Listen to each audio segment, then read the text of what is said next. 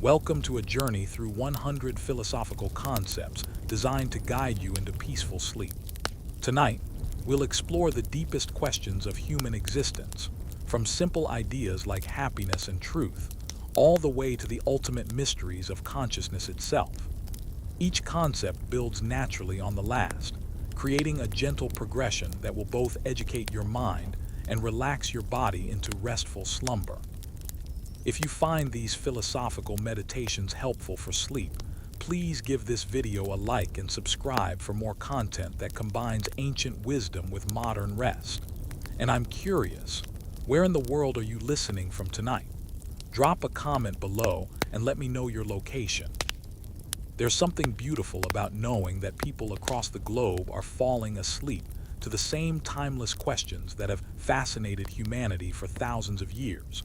From the ancient Greeks to contemporary thinkers, all united in the search for understanding. So find a comfortable position, close your eyes if you haven't already, and prepare to let your mind wander through the greatest insights of human philosophical inquiry. Tonight, we begin this contemplative journey through the landscape of thought itself, starting with the most accessible concepts and gradually ascending toward the deepest mysteries of existence. Let the gentle flow of ideas carry you into the peaceful realm of dreams, where perhaps you'll encounter these philosophical truths in new and unexpected ways. We start our journey tonight with Level 1, the simple yet profound concept of happiness, and we'll travel together through 100 levels of increasing philosophical sophistication, ending with pure consciousness itself, the very awareness that is experiencing these words right now. Let yourself sink into the warm contemplation of happiness, not the fleeting joy of momentary pleasures, but the deeper contentment that philosophers have pondered for millennia. Aristotle called this eudaimonia, human flourishing that comes not from external circumstances, but from living well according to our nature. As you rest, consider how happiness might be less about accumulating experiences and more about cultivating inner peace. The ancient Greeks understood that true happiness requires both wisdom and virtue, like tending a garden that blooms from within. Modern positive psychology echoes this ancient wisdom, suggesting that lasting contentment grows from gratitude, meaningful relationships, and purposeful activity. The Stoics taught that happiness comes from focusing on what we can control while accepting what we cannot, finding freedom in the recognition that external events cannot touch the soul's essential tranquility. Buddhist philosophy sees happiness as the natural state when we release attachment to outcomes and embrace the present moment with compassion. Tonight, as sleep approaches, let go of the day's small frustrations and imagine happiness as a quiet river flowing steadily beneath life's surface, always there, always available to those who know how to listen to its gentle current. Rest in the knowledge that happiness is not a destination, but a way of traveling through life, discovered not through endless seeking, but through the patient cultivation of wisdom, love, and inner peace. In the peaceful darkness behind your eyelids, contemplate the nature of truth, that fundamental quality that philosophers have pursued like pilgrims seeking a distant shrine. Plato distinguished between the shadows on the cave wall and the brilliant reality beyond, suggesting that truth exists in perfect forms beyond our imperfect world.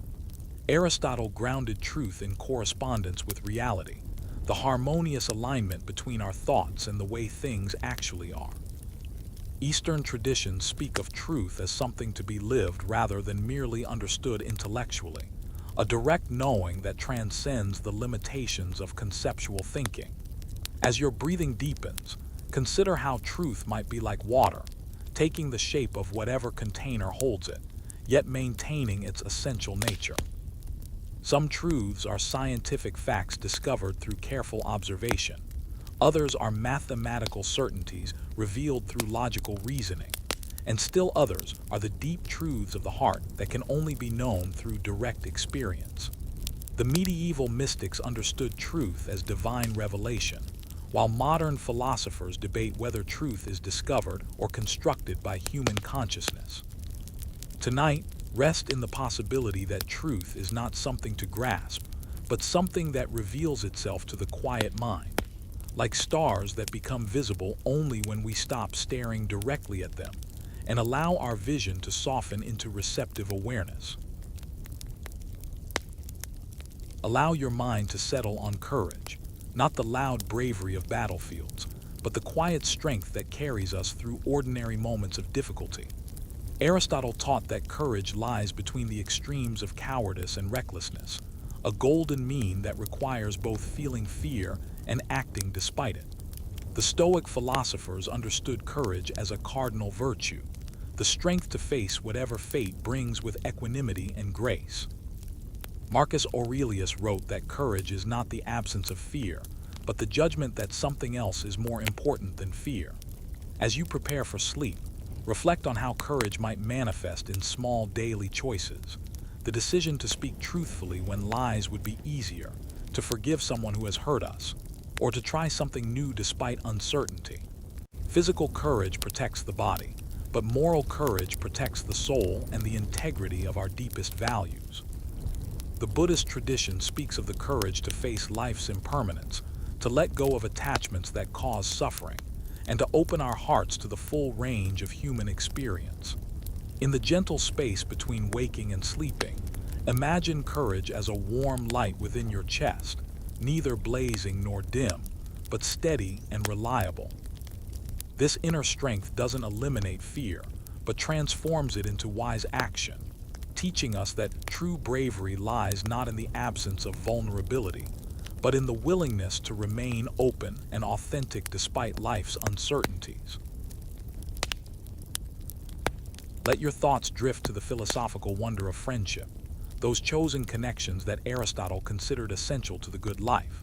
He distinguished three types: friendships of utility, where we benefit each other; friendships of pleasure, where we enjoy each other's company; and friendships of virtue, where we love each other for who we truly are. The deepest friendships transcend mere companionship, becoming what the Greeks called philia, a love that seeks the good of the other as much as oneself. Cicero wrote that friendship is the most necessary thing for life, for without friends no one would choose to live, though possessed of all other advantages. As sleep begins to claim you, consider how true friendship requires both vulnerability and strength, the courage to be known and the wisdom to see clearly. Friends become mirrors in which we discover ourselves, gardens where our better nature can grow. The Stoics taught that friendship is one of the few external goods that can contribute to genuine happiness, because it depends not on circumstances but on character. Buddhist philosophy emphasizes spiritual friendship as essential to the path of awakening, companions who support each other's growth in wisdom and compassion. In the quiet of night, feel gratitude for those souls who have chosen to walk beside you on life's journey. These relationships are philosophical treasures, teaching us that we are fundamentally relational beings, designed not for isolation, but for the generous exchange of hearts and minds that makes existence meaningful and beautiful. Rest your mind on wisdom, that most prized of all philosophical virtues. Socrates famously declared that he knew only that he knew nothing, and in this humble recognition found the beginning of true wisdom. Unlike mere information or even knowledge, wisdom integrates understanding with compassion, insight with humility, and thought with lived experience.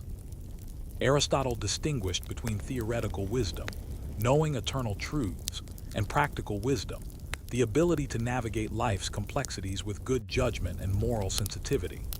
As you settle into sleep's embrace, consider how wisdom often comes not from accumulating facts but from learning to ask better questions, to see connections where others see only fragments. The wise person finds meaning in suffering, peace in uncertainty, and joy in the simple fact of existence itself. Eastern traditions speak of wisdom as awakening from the dream of separation, recognizing the fundamental interconnectedness of all beings. The Book of Proverbs declares that wisdom is more precious than jewels, and nothing you desire can compare with her. Islamic philosophy describes wisdom as the light that illuminates the heart, while Buddhist thought sees wisdom and compassion as the two wings of enlightenment. Tonight, let your mind be like still water, reflecting truth without distortion. In this quietude, wisdom is not something you must strive for, but something that naturally emerges when the noise of the day finally subsides, revealing the profound simplicity that underlies all complexity and the deep peace that is always available to the awakened heart. In the settling darkness, contemplate justice, that cardinal virtue which Plato called the harmony of the soul and Aristotle defined as giving each their due. Justice is not merely about laws and punishment, but about the fundamental ordering that allows individuals and communities to flourish together in peace. Plato's Republic explores justice as the proper relationship between the different parts of the soul, reason governing, spirit supporting, and appetite obeying, creating inner harmony that reflects the just ordering of society. Aristotle distinguished between distributive justice, which allocates goods according to merit, and corrective justice, which restores balance after wrongdoing. As you prepare for rest, consider how justice begins in the human heart with the recognition of our shared dignity and common humanity. The ancient Chinese concept of righteousness teaches that justice flows naturally when we align ourselves with the moral order of the universe. John Rawls' modern theory suggests we discover principles of justice by imagining ourselves behind a veil of ignorance, not knowing our place in society, and thus choosing fairly for all. Biblical tradition proclaims that justice and mercy kiss, understanding that true justice is tempered by compassion and forgiveness.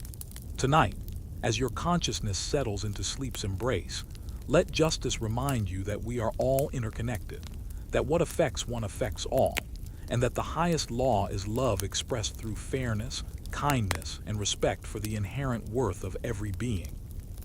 In dreams, perhaps you'll glimpse that perfect society where justice reigns and all souls find their proper place in the grand harmony of existence.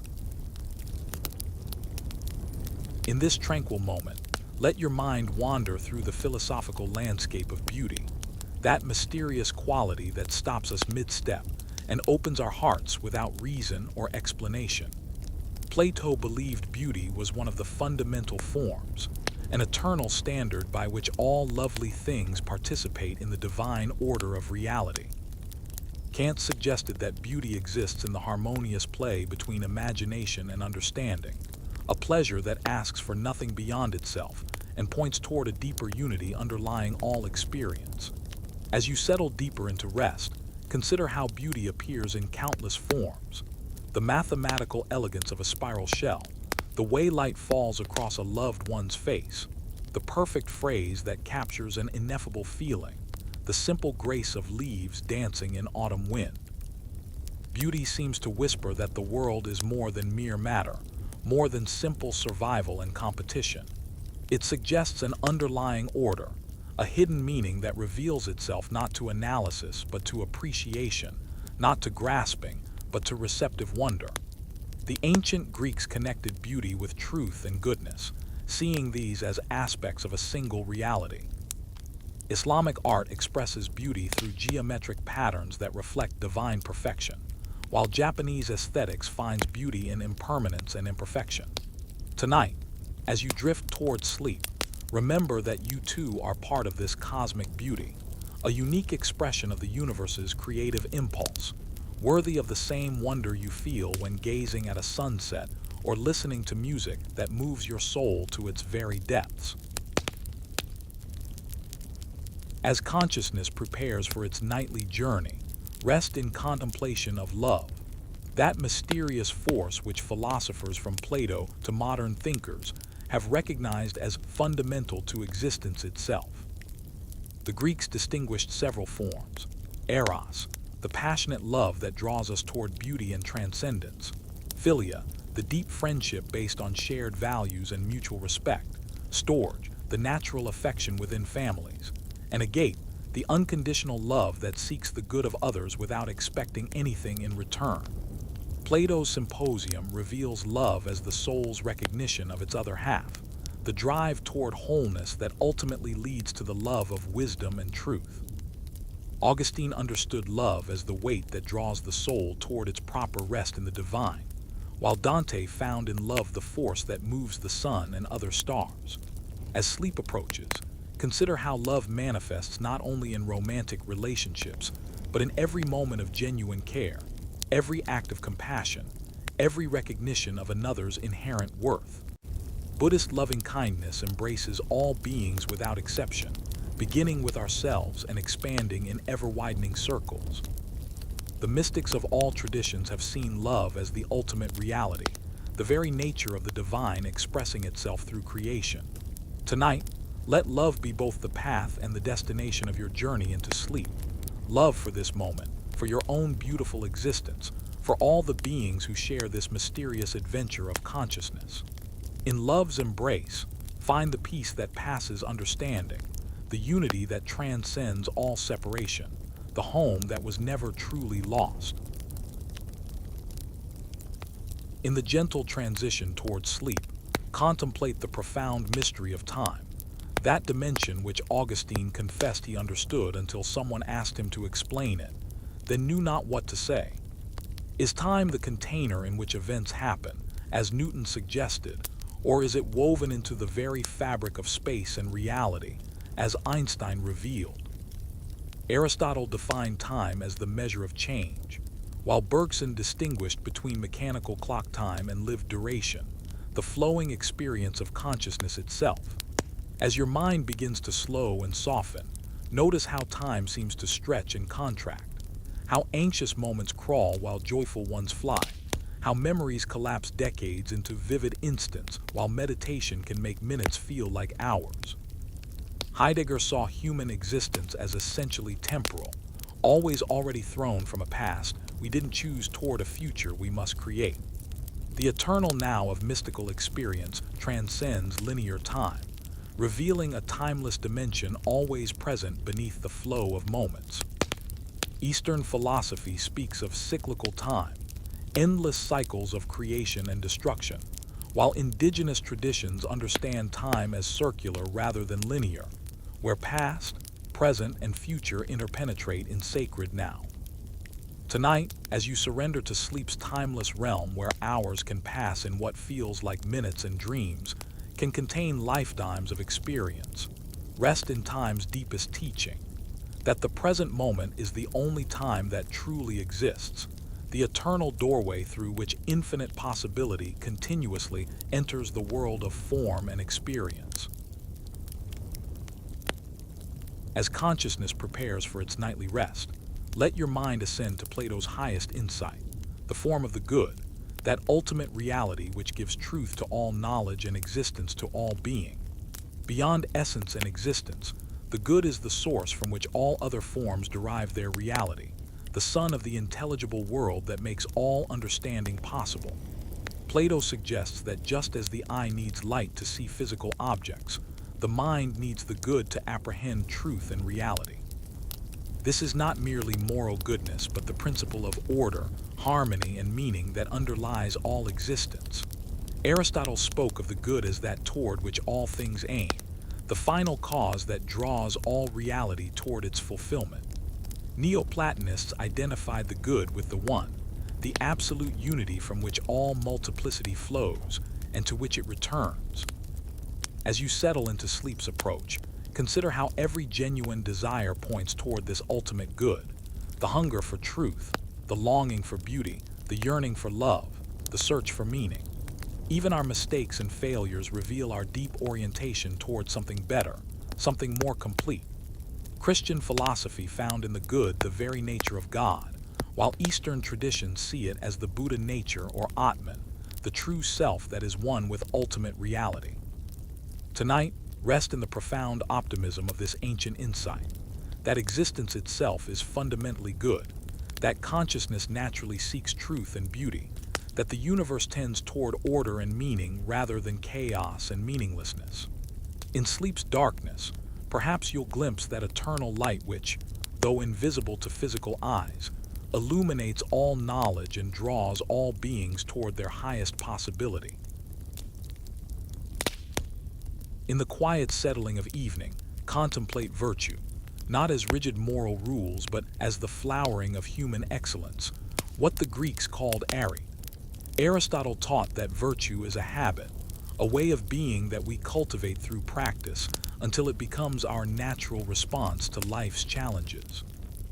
Like a musician who practices scales until beautiful music flows effortlessly, we practice courage until bravery becomes natural, kindness until compassion flows freely, honesty until truth-telling requires no effort. The cardinal virtues, prudence, justice, fortitude, and temperance, work together like instruments in an orchestra, creating the harmony that makes life beautiful and meaningful. As you prepare for sleep, consider how virtue is not about perfection, but about the sincere effort to become who you are meant to be.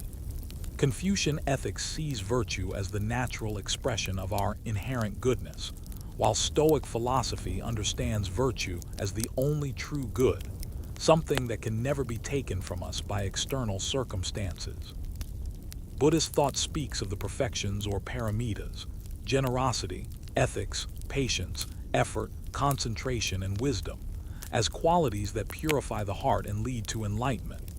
Tonight, rest in the knowledge that every small act of kindness, every moment of patience, every choice toward truth and beauty contributes to the magnificent architecture of character. Virtue is not a burden but a gift we give to ourselves and the world, the slow transformation of the human heart into something worthy of the mystery and wonder of existence itself. Allow compassion to fill your heart like warm honey, sweet and golden and healing. This universal virtue transcends all philosophical boundaries, recognized in Buddhism as karuna, in Christianity as caritas, and in humanism as the foundation of ethics. Compassion is more than sympathy. It's the courage to feel another's pain and the commitment to alleviate it whenever possible. The word itself means to suffer with, acknowledging that true understanding requires us to open our hearts to the full range of human experience. As your body relaxes into rest, imagine compassion as a bridge between hearts, dissolving the artificial barriers that separate self from other.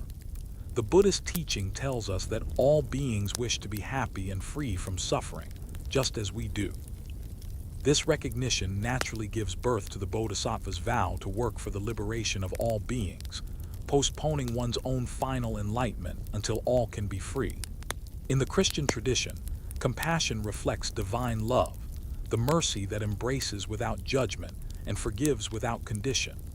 The Dalai Lama teaches that compassion is not just a feeling but a commitment, a way of life that extends kindness even to those who have caused us pain. Tonight, as you drift toward sleep, let compassion flow first toward yourself, forgiveness for your mistakes, gentleness with your struggles, patience with your limitations. Then let it expand like ripples on a pond to embrace loved ones, strangers, and even those who have caused you pain. In this expansive love, find the peace that comes from recognizing our shared humanity, our common vulnerability, and our infinite capacity for connection and healing. In the gentle darkness of approaching sleep, contemplate suffering, not to increase your pain, but to understand its profound role in the human journey toward wisdom and compassion. The Buddha's first noble truth declares that life inevitably contains dukkha, suffering, dissatisfaction, the basic unsatisfactoriness that comes from the gap between what we want and what we experience. This is not pessimism but realism, the honest recognition that allows genuine healing to begin. Suffering takes many forms: the obvious pain of illness, loss, and death, but also the subtle dissatisfaction of getting what we want only to find it doesn't fulfill us as expected. As you settle into rest, consider how suffering often serves as our greatest teacher, breaking open the heart and revealing depths of strength and compassion we never knew we possessed. Viktor Frankl discovered in the concentration camps that we cannot always choose our circumstances, but we can always choose our response, and in that choice lies our fundamental freedom. The Stoics taught that suffering comes not from events themselves, but from our resistance to them, our insistence that reality should be other than it is. Christian mysticism finds in suffering a participation in divine love, while Hindu philosophy sees it as the catalyst for spiritual growth. Tonight, if you carry any pain from the day, hold it gently like a teacher who has come to show you something important about the nature of love, impermanence, and the precious fragility that makes every moment of peace and joy infinitely valuable. As consciousness prepares for its nightly journey into the realm of dreams, contemplate the profound mystery of freedom, that capacity for genuine choice which existentialist philosophers like Jean-Paul Sartre declared to be the essence of human existence. We are condemned to be free, thrown into a world we didn't choose but responsible for creating meaning through our decisions. This freedom is both terrifying and exhilarating. Terrifying because it places the full weight of responsibility on our shoulders. Exhilarating because it means we are the authors of our own existence. As you settle into sleep's embrace, consider how freedom operates at multiple levels. There is physical freedom, the ability to move and act in the world. Political freedom, liberation from oppression and the right to self-determination. Psychological freedom, release from the compulsions and fears that drive unconscious behavior. And spiritual freedom, what the mystics call liberation, the recognition that our deepest nature is already free from all limitation. The Stoics taught that true freedom comes from focusing on what is within our control while accepting what is not. Buddhist philosophy speaks of freedom as liberation from the cycle of craving and aversion that keeps us trapped in suffering. Tonight, rest in the profound dignity of your capacity to choose love over fear, wisdom over ignorance, connection over isolation. Even in sleep, consciousness exercises its freedom by choosing to let go, to trust, to allow the natural rhythm of rest and renewal to carry you into the mysterious realm where all ordinary limitations dissolve into pure possibility. In the quiet transition toward sleep, rest your mind on the Buddhist teaching of impermanence, anicca, the profound insight that all conditioned existence is in constant flux, arising and passing away like waves on the ocean of being. Nothing in the phenomenal world remains the same for even an instant. Everything is process, becoming, continuous transformation. This might seem like a melancholy truth until you recognize its liberating power. If everything changes, then painful situations will not last forever. If everything is impermanent, then clinging to any experience, pleasant or unpleasant, only creates suffering. As you prepare for sleep, notice how impermanence is already teaching you its lesson through the natural cycles of your own existence. The thoughts that seemed so urgent this morning have already transformed or dissolved. The emotions that felt overwhelming have shifted and changed. Even your sense of self is not the same as it was years, months, or even moments ago. The cherry blossoms that Japanese culture celebrates in Hanami teach us to find beauty precisely in transience. The flowers are precious because they bloom for such a brief time. Western philosophy, too, has recognized this truth. Heraclitus declared that you cannot step in the same river twice, for it is not the same river and you are not the same person. Tonight, let impermanence become not a source of sadness, but of profound peace. Because everything changes, this moment of transition into sleep is unique and precious. Because nothing lasts forever, you can let go of the day's worries and trust in the eternal process of renewal that carries all existence forward into new possibilities. As darkness deepens and consciousness prepares for its mysterious journey, contemplate the ancient wisdom of the soul, that eternal essence which philosophers have recognized as our deepest identity, transcending the boundaries of physical form and temporal existence. Plato taught that the soul is immortal, pre-existing the body and surviving its death, carrying within it the capacity for knowledge of eternal truths. The soul's true home is the realm of forms, and earthly life is a journey of remembering what we have always known at the deepest level. Aristotle spoke of the soul as the form of the body, the principle that gives life and organization to matter, while recognizing in the rational soul something that participates in the eternal. As you settle into rest, consider how different traditions have understood this innermost reality. Hinduism sees the soul as Atman, identical with Brahman, the universal consciousness that is our true nature. Christianity envisions the soul as created in God's image, the spark of divinity that makes each person infinitely precious. Buddhism, while questioning the permanent self, acknowledges the stream of consciousness that carries karma across lifetimes. Indigenous traditions speak of soul as the part of us that communicates with ancestors and the spiritual world. Tonight, whether you think of soul as metaphysical reality or poetic metaphor, let it remind you that you are more than the sum of your physical parts, more than the collection of your thoughts and memories. In sleep's approach, the soul prepares for its nightly liberation from ordinary consciousness, perhaps touching that eternal dimension where all seeking ends in the discovery of what was never truly lost. In this gentle moment before sleep, rest in the practice of mindfulness, the simple yet profound art of present moment awareness that Buddhist psychology considers the foundation of all wisdom and liberation.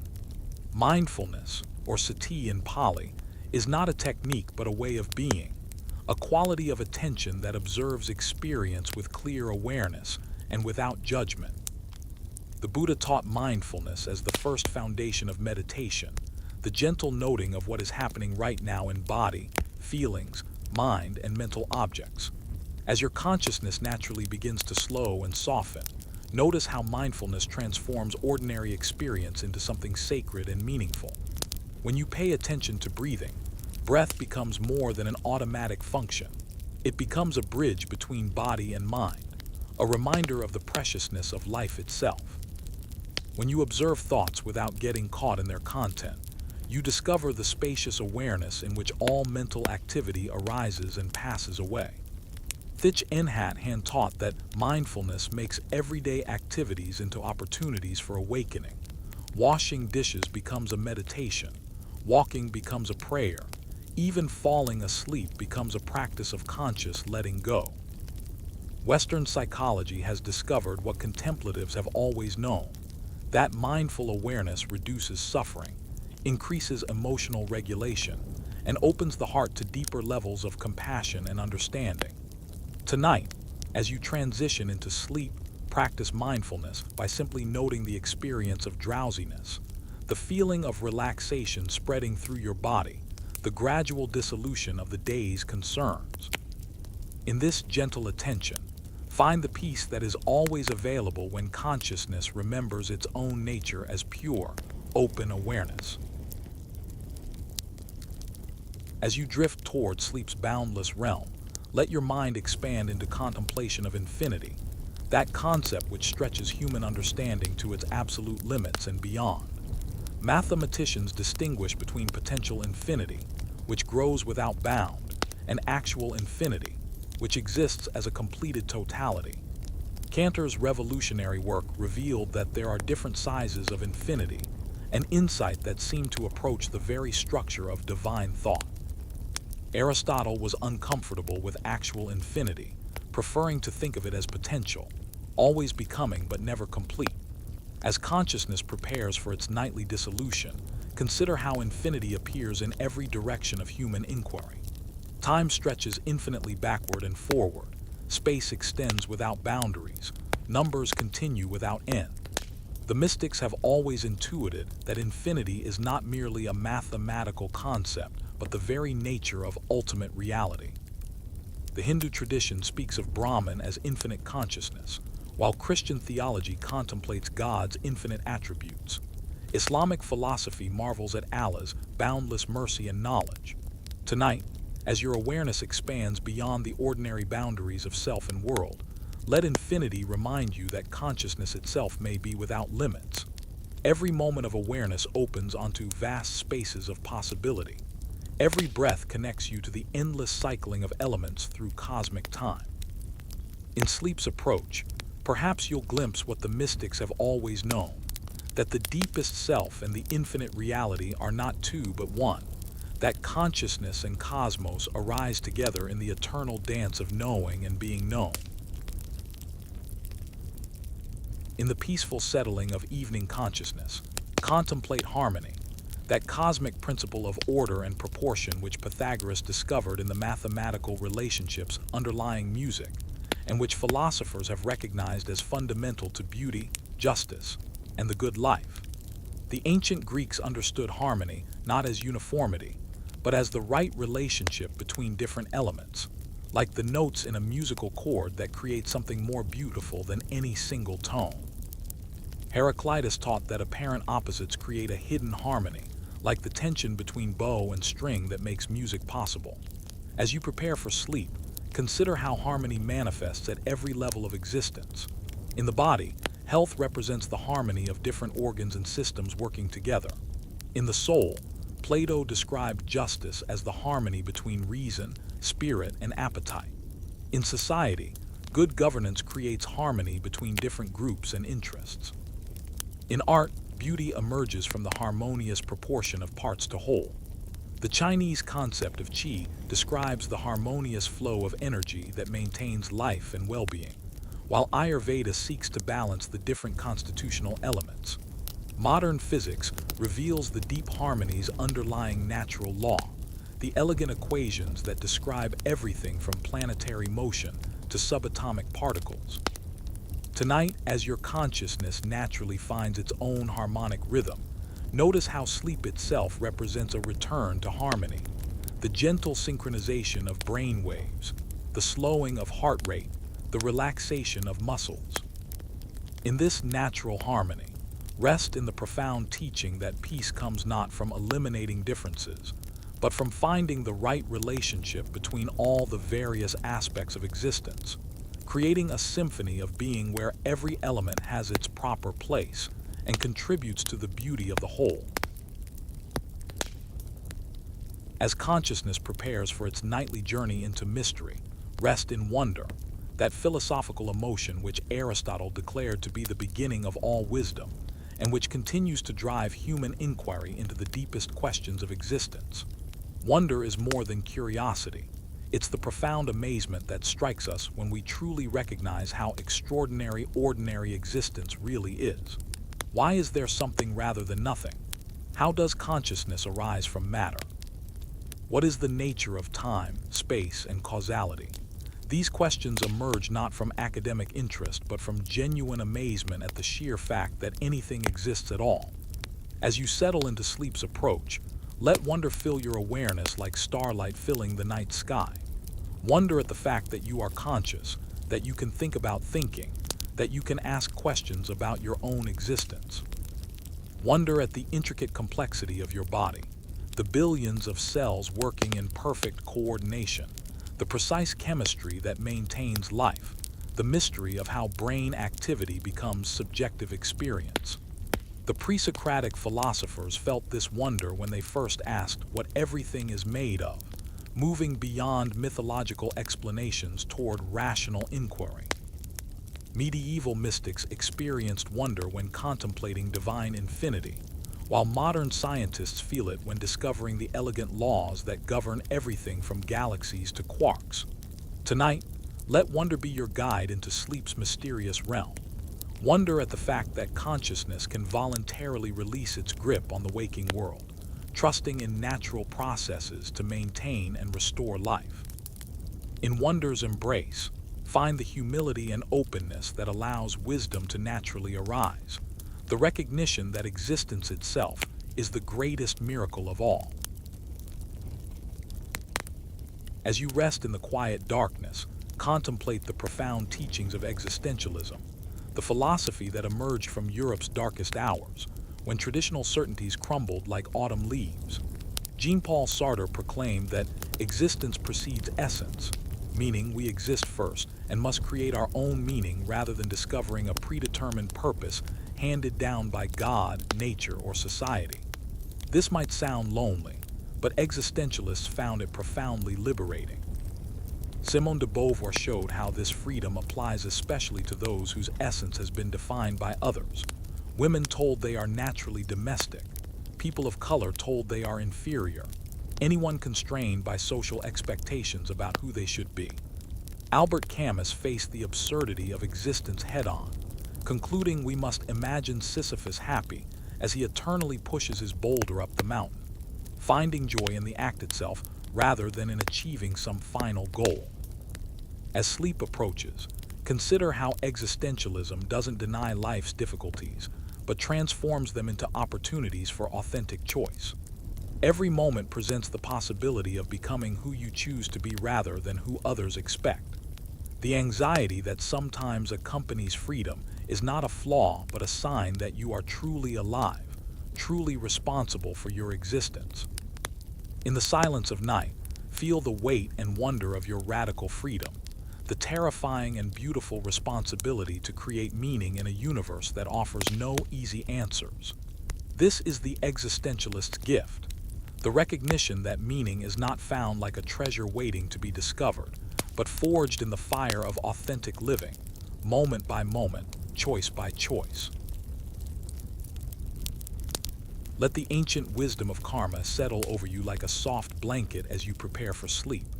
Far from the popular notion of cosmic revenge, karma in its original Sanskrit meaning simply refers to action. Every thought, word, and deed that ripples outward through the web of existence like stones dropped in still water. The Buddha taught that karma is intentional action, emphasizing that our motivations matter more than outcomes.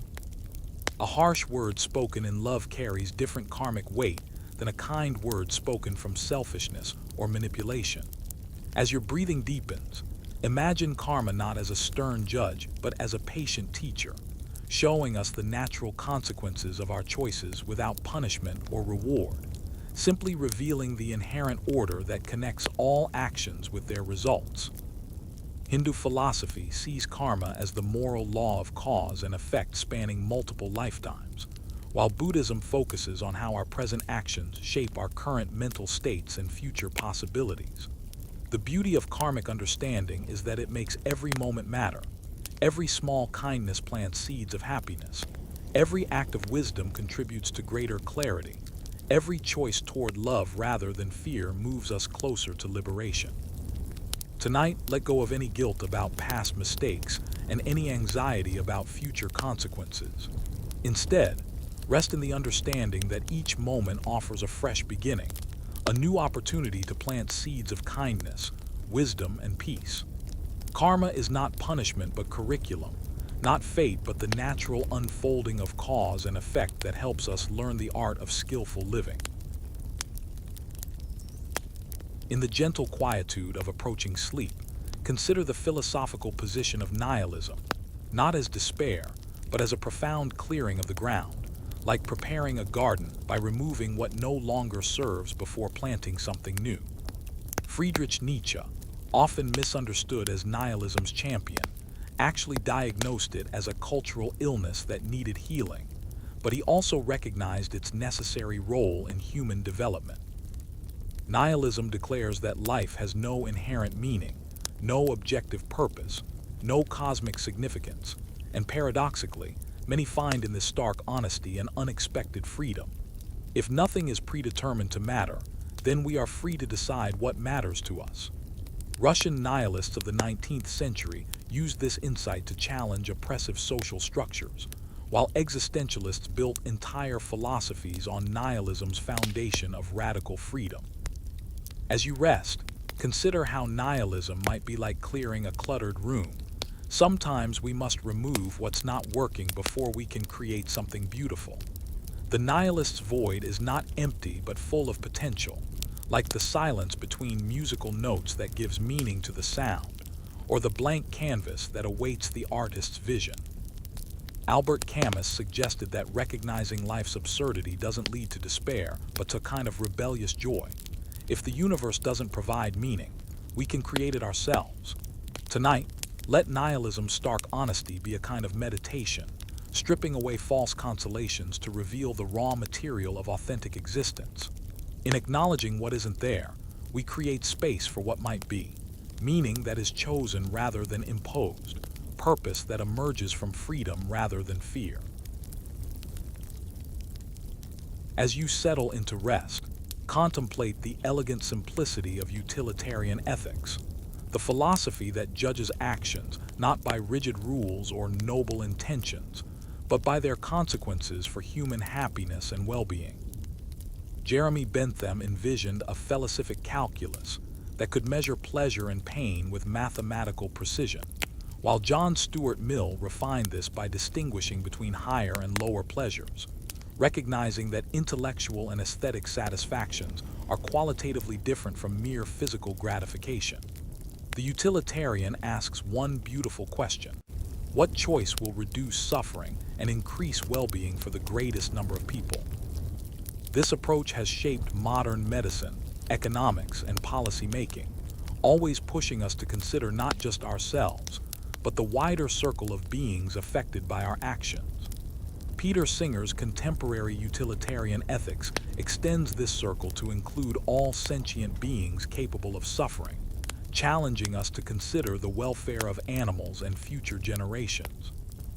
As sleep begins to embrace you, imagine utilitarian thinking as a gentle expansion of your moral circle, from self to family to community to all sentient beings, like ripples of compassion spreading outward from the heart. Mill's harm principle suggests we should be free to live as we choose as long as we don't harm others, creating maximum liberty within a framework of mutual care. Tonight, let utilitarian compassion flow through your thoughts like a quiet river, carrying away the day's small selfishness and leaving behind a cleaner desire to contribute to the world's flourishing. In dreams, perhaps you'll glimpse that interconnected web where every action matters, where individual happiness and collective well-being dance together in the eternal choreography of ethical living. Rest in the profound wisdom of Aristotle's golden mean, the teaching that virtue lies not in extremes but in the balanced center between excess and deficiency, like a master archer who finds the target not by pulling too hard or too soft, but with just the right tension. Courage lies between cowardice and recklessness, generosity between stinginess and wasteful spending, confidence between arrogance and self-deprecation. The mean is not a mathematical midpoint, but a dynamic balance that requires practical wisdom to discern. What constitutes courage in one situation might be foolhardy in another. As you prepare for sleep, consider how this principle might guide not just moral choices, but the rhythm of daily life itself. The mean teaches us that more is not always better, that virtue often requires restraint as much as action. In our culture of extremes, extreme sports, extreme diets, extreme positions, the golden mean offers the radical wisdom of moderation, the understanding that sustainability comes from balance rather than intensity. This requires Fraunce's practical wisdom, the ability to perceive what each unique moment truly demands. The golden mean applies even to virtue itself. Too much conscientiousness becomes rigidity, too much compassion becomes enabling, too much honesty becomes cruelty. Tonight, let your mind find its own golden mean between the day's stimulations and tomorrow's rest, between holding on and letting go, between thinking and simply being. In this balanced space, wisdom naturally arises like dawn after a peaceful night, teaching us that the middle way is not compromise, but the courageous choice to remain centered in a world that constantly pulls us toward one extreme or another. Let the serene wisdom of Stoicism wash over you as you prepare for rest. Founded by Zeno of Citium and refined by figures like Epictetus, Marcus Aurelius, and Seneca, Stoicism teaches that happiness comes not from controlling external circumstances, but from mastering our responses to them. The Stoics distinguished between what is up to us, our thoughts, judgments, and actions, and what is not up to us, everything else. This simple distinction holds profound power for finding peace in any circumstance. As your body relaxes, consider the Stoic teaching that we suffer not from events themselves, but from our judgments about events. A traffic jam is just cars moving slowly until we add the judgment that it shouldn't be happening. Rain is just water falling until we decide it's ruining our day. The Stoics practiced negative visualization, imagining loss to better appreciate what we have, and the discipline of desire, learning to want what happens rather than demanding what doesn't. They understood that the only true possessions are our character and our capacity for virtue. Everything else is merely on loan from fortune. Marcus Aurelius, writing in his tent during military campaigns, practiced gratitude for simple gifts: breath, shelter, the capacity for rational thought. The Stoic sage accepts fate while working diligently toward virtue, finding freedom in the recognition that external circumstances have no power over the soul's essential tranquility.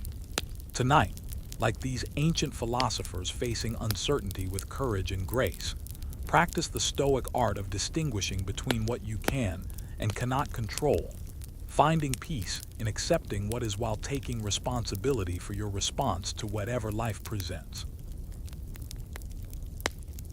As you drift toward sleep, contemplate Albert Camus' profound response to life's fundamental absurdity, the disconnect between our deep need for meaning and the universe's apparent silence. Camus imagined Sisyphus condemned to push a boulder up a mountain for eternity, only to watch it roll back down each day. This seems like pure torture until Camus suggests we must imagine Sisyphus happy. The moment of potential happiness comes when Sisyphus walks back down the mountain, knowing exactly what awaits him, yet choosing to embrace his task fully rather than rail against its futility. Absurdism doesn't deny life's meaninglessness, but transforms it into a kind of rebellious joy, a defiant affirmation that refuses to be crushed by the absence of cosmic purpose. We are all Sisyphus facing tasks that may ultimately amount to nothing in the grand scheme of things, yet we can choose to find satisfaction in the act itself, rather than in achieving some final, lasting goal. As sleep approaches, consider how this philosophy might liberate you from the exhausting search for ultimate purpose and invite you into the simpler pleasure of being fully present to whatever you're doing. Camus called this the revolt, not political revolution but the existential rebellion against despair, choosing engagement over withdrawal, creation over destruction, love over indifference, even in an indifferent universe. Tonight, let Camus' rebel spirit inspire a gentle rebellion against the day's disappointments, choosing to find meaning in the very act of choosing, beauty in the very act of seeing, love in the very act of caring, even if these choices change nothing in the cosmic order. In sleep's approach, perhaps you'll discover that the meaning we create moment by moment is more precious than any meaning we might find ready-made. In the quiet space before sleep, contemplate the ancient philosophical puzzle of determinism, the view that every event, including human actions and decisions, is the inevitable result of prior causes stretching back to the beginning of time. Like dominoes falling in an endless chain reaction, each moment seems to follow necessarily from the moment before, leaving no room for genuine choice or alternative possibilities. Pierre-Simon Laplace imagined an intelligence that could know the position and momentum of every particle in the universe. Such a being could predict the entire future with perfect accuracy. Modern physics has complicated this picture with quantum uncertainty, but the philosophical questions remain as profound as ever. As your consciousness naturally begins to slow and soften, consider how determinism intersects with moral responsibility. If our actions are simply the inevitable result of brain states, which are themselves the result of genetics and environment, can we truly be praised or blamed for what we do? The hard determinist says no. Free will is an illusion, responsibility a useful fiction. The libertarian insists that genuine choice requires real alternatives and the power to select between them. The compatibilist suggests a middle path. We can be free and responsible even in a determined world if our actions flow from our own desires and reasoning, even if those desires are themselves determined. Tonight, regardless of whether determinism is true, rest in the practical wisdom that we must live as if our choices matter, as if compassion and courage and wisdom are more than mere chemical reactions following physical laws. In sleep's approach, let go of the need to solve this ancient puzzle, finding peace in the mystery of consciousness that experiences choice, whether or not choice is ultimately real. As consciousness prepares for its nightly dissolution, contemplate the challenging philosophy of relativism, the view that truth, morality, and meaning are not absolute but relative to particular contexts, cultures, or frameworks of understanding. Cultural relativism observes that different societies have developed vastly different moral codes, aesthetic standards, and ways of understanding reality, leading some to conclude that there are no universal truths, only local perspectives shaped by history, geography, and social structures. The ancient Greek philosopher Protagoras declared that man is the measure of all things, suggesting that reality itself might be relative to the observer. As you settle into rest, consider both the liberation and the vertigo that relativism can bring. If moral truths are relative, then perhaps we can be more tolerant of different ways of life, less quick to judge practices that seem strange or wrong from our perspective. Yet if everything is relative, how do we ground ethics? How do we critique injustice? How do we maintain that some beliefs and practices are genuinely better than others? The postmodern philosophers embraced a sophisticated relativism that recognized multiple valid perspectives, while avoiding the trap of saying that all views are equally true. Feminist philosophers used relativist insights to critique supposedly universal truths that turned out to reflect primarily male perspectives. Tonight, let relativism teach you intellectual humility, the recognition that your own worldview, however carefully considered, remains one perspective among many. In sleep's approach, perhaps you'll glimpse that deeper truth which transcends all relative truths yet can only be approached through the honest acknowledgement of our limited, culturally conditioned standpoints. The absolute and the relative dance together in the mystery of understanding itself. In the deepening silence before sleep, ascend with Plato to the realm of eternal forms, those perfect archetypes that exist beyond the physical world, yet give meaning and structure to everything we experience. According to Plato's revolutionary insight, the world we perceive through our senses is merely a shadow of true reality. Every beautiful thing participates in the form of beauty itself. Every just action reflects the form of justice. Every circular object approximates the perfect form of circle that exists in the intelligible realm. The famous allegory of the cave illustrates this teaching. Most of humanity sits chained in a cave, mistaking shadows on the wall for reality, while the philosopher breaks free to see the actual objects casting those shadows, and ultimately the sun that illuminates everything. As your consciousness prepares for its nightly journey beyond ordinary perception, consider how Platonism suggests that knowledge is really remembrance, the soul recognizing eternal truths it knew before birth. Mathematical insights feel like discoveries rather than inventions because numbers and geometric relationships exist independently of human minds. The forms are not distant abstractions but the most real realities, more real than any particular thing because they never change, never decay, never disappoint. Beauty itself is eternally beautiful, justice itself perfectly just, truth itself absolutely true. The philosopher's task is to turn away from the shifting world of appearances toward these unchanging realities, though Plato insisted that those who glimpse the forms must return to help others, like the freed prisoner who goes back into the cave to liberate his companions.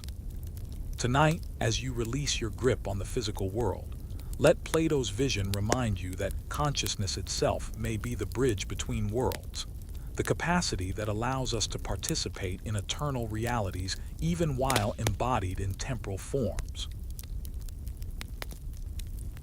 In the quiet space before sleep, consider Edmund Husserl's revolutionary approach to philosophy, phenomenology, the careful study of consciousness as we actually experience it from the first-person perspective. Rather than asking what exists out there, in the objective world, phenomenology explores the structures of experience itself, how things appear to consciousness, how we perceive time and space, how meaning emerges in the dance between awareness and its objects. Husserl developed a method called epichet, or bracketing, temporarily setting aside questions, about whether our perceptions correspond to external reality and focusing, instead on the pure phenomena of experience.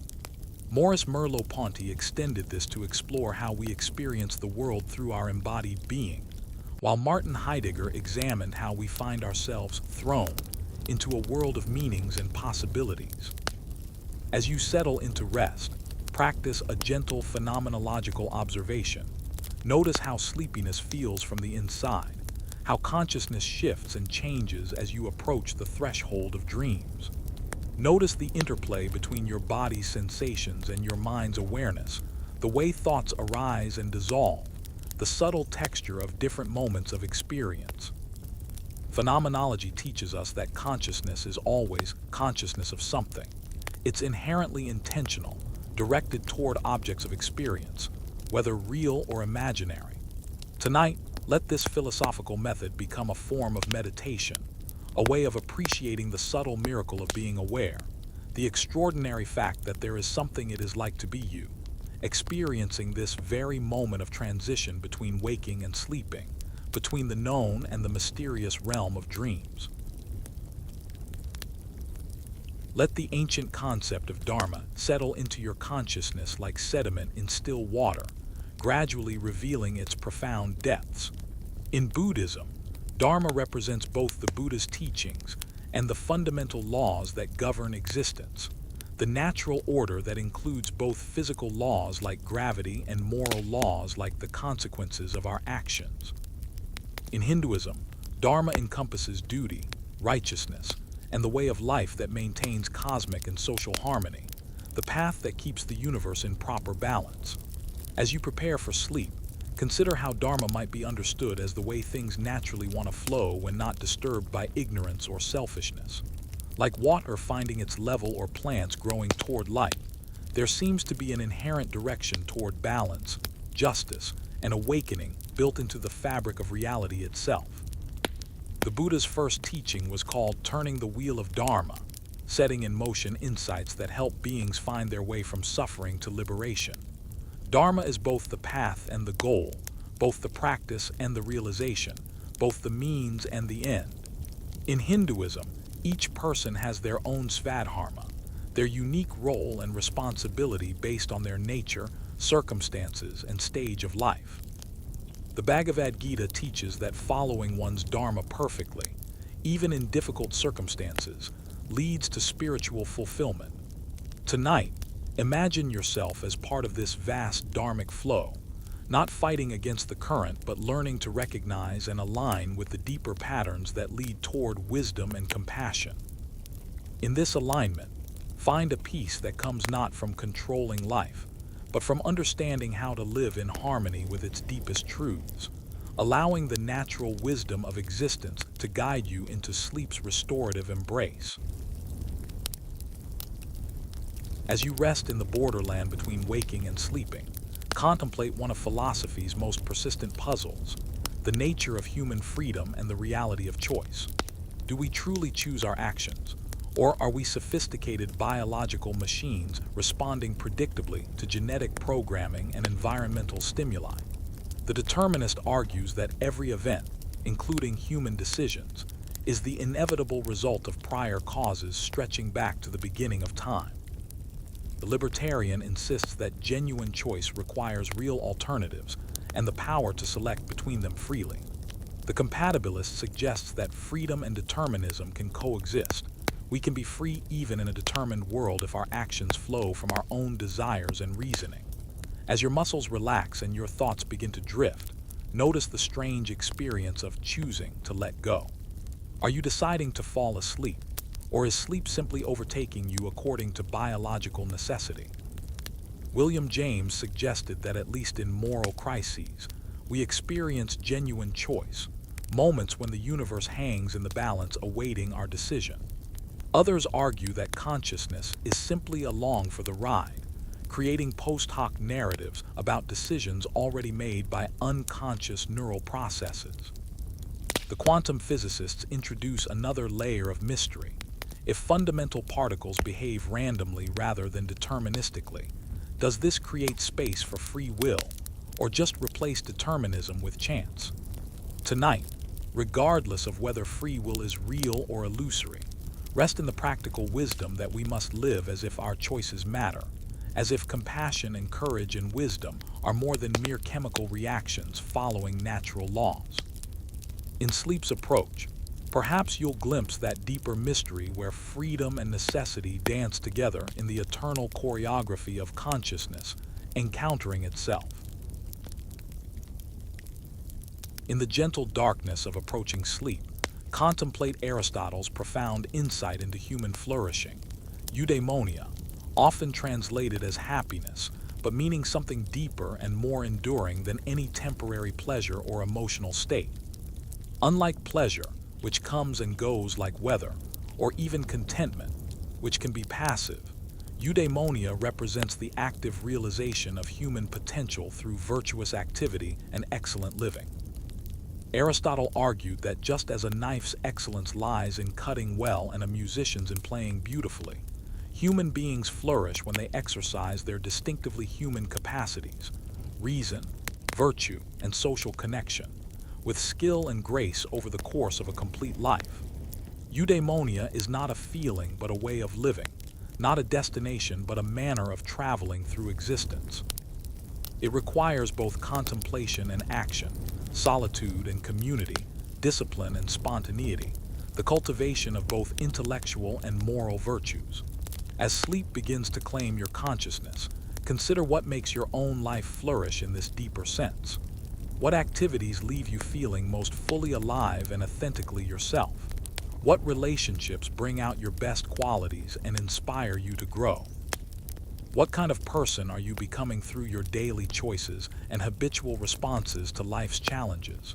The eudaimonic life is not necessarily an easy one.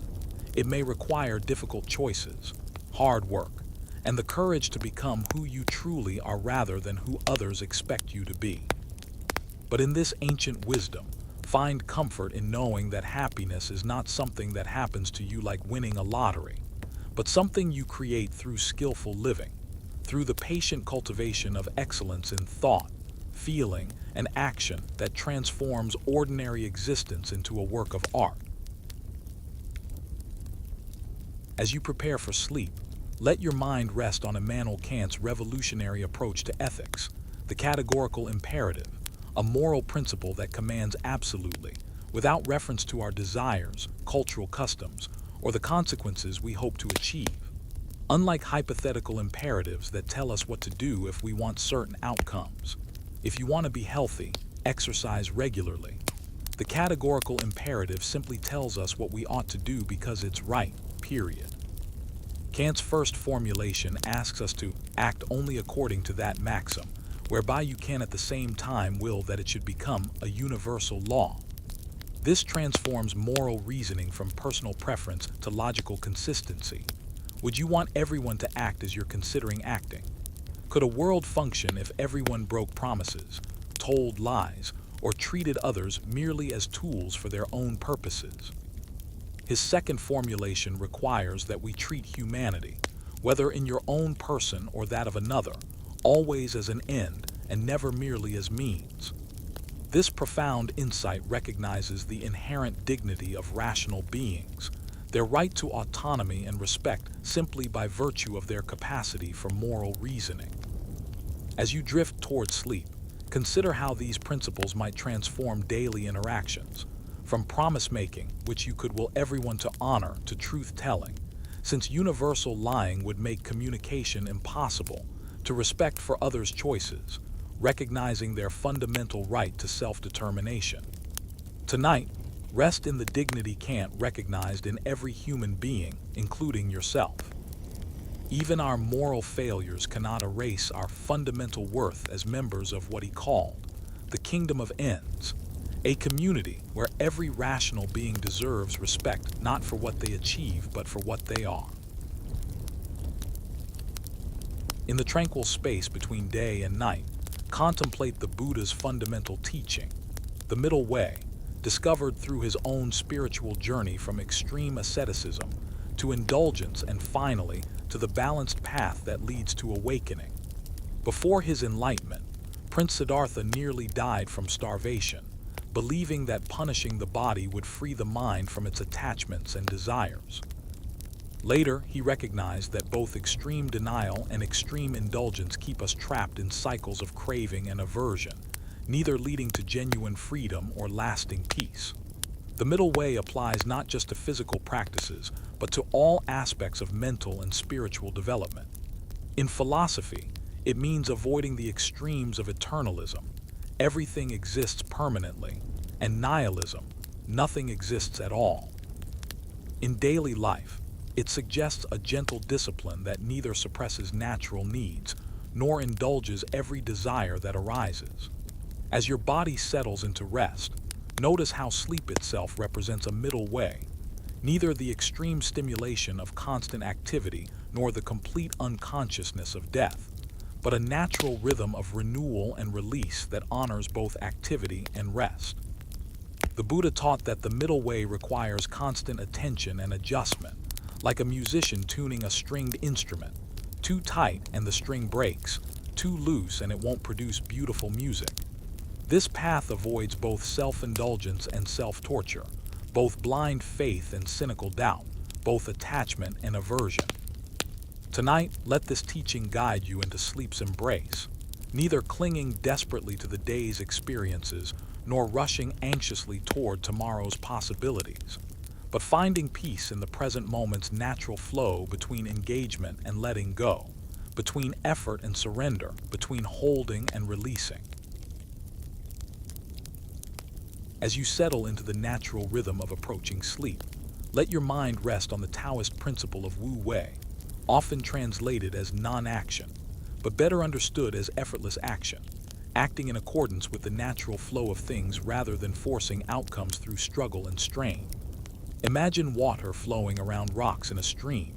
It doesn't fight the obstacles but finds the easiest path, gradually wearing away even the hardest stone through gentle persistence rather than violent force.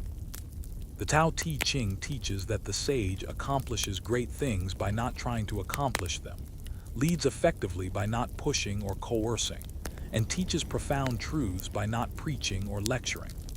Wu Wei suggests that much of our suffering comes from swimming against the current of natural processes, trying to control what cannot be controlled while neglecting what is actually within our power to influence. In Taoist philosophy, this principle extends to governance, relationships, and personal cultivation. The wise ruler creates conditions where people naturally choose virtue rather than imposing moral rules through force. The skillful parent guides without forcing. The effective person works with circumstances rather than against them, finding the path of least resistance that still accomplishes what needs to be done. Tonight, as your consciousness naturally begins to dissolve into sleep, practice Wu Wei by not trying to sleep, but simply allowing the body's innate wisdom to carry you into rest. Let this ancient teaching remind you that sometimes the most powerful action is knowing when not to act, that the greatest strength often lies in yielding rather than forcing, and that the deepest wisdom emerges when the mind stops trying so hard to be wise and simply allows natural understanding to arise like dawn after a peaceful night.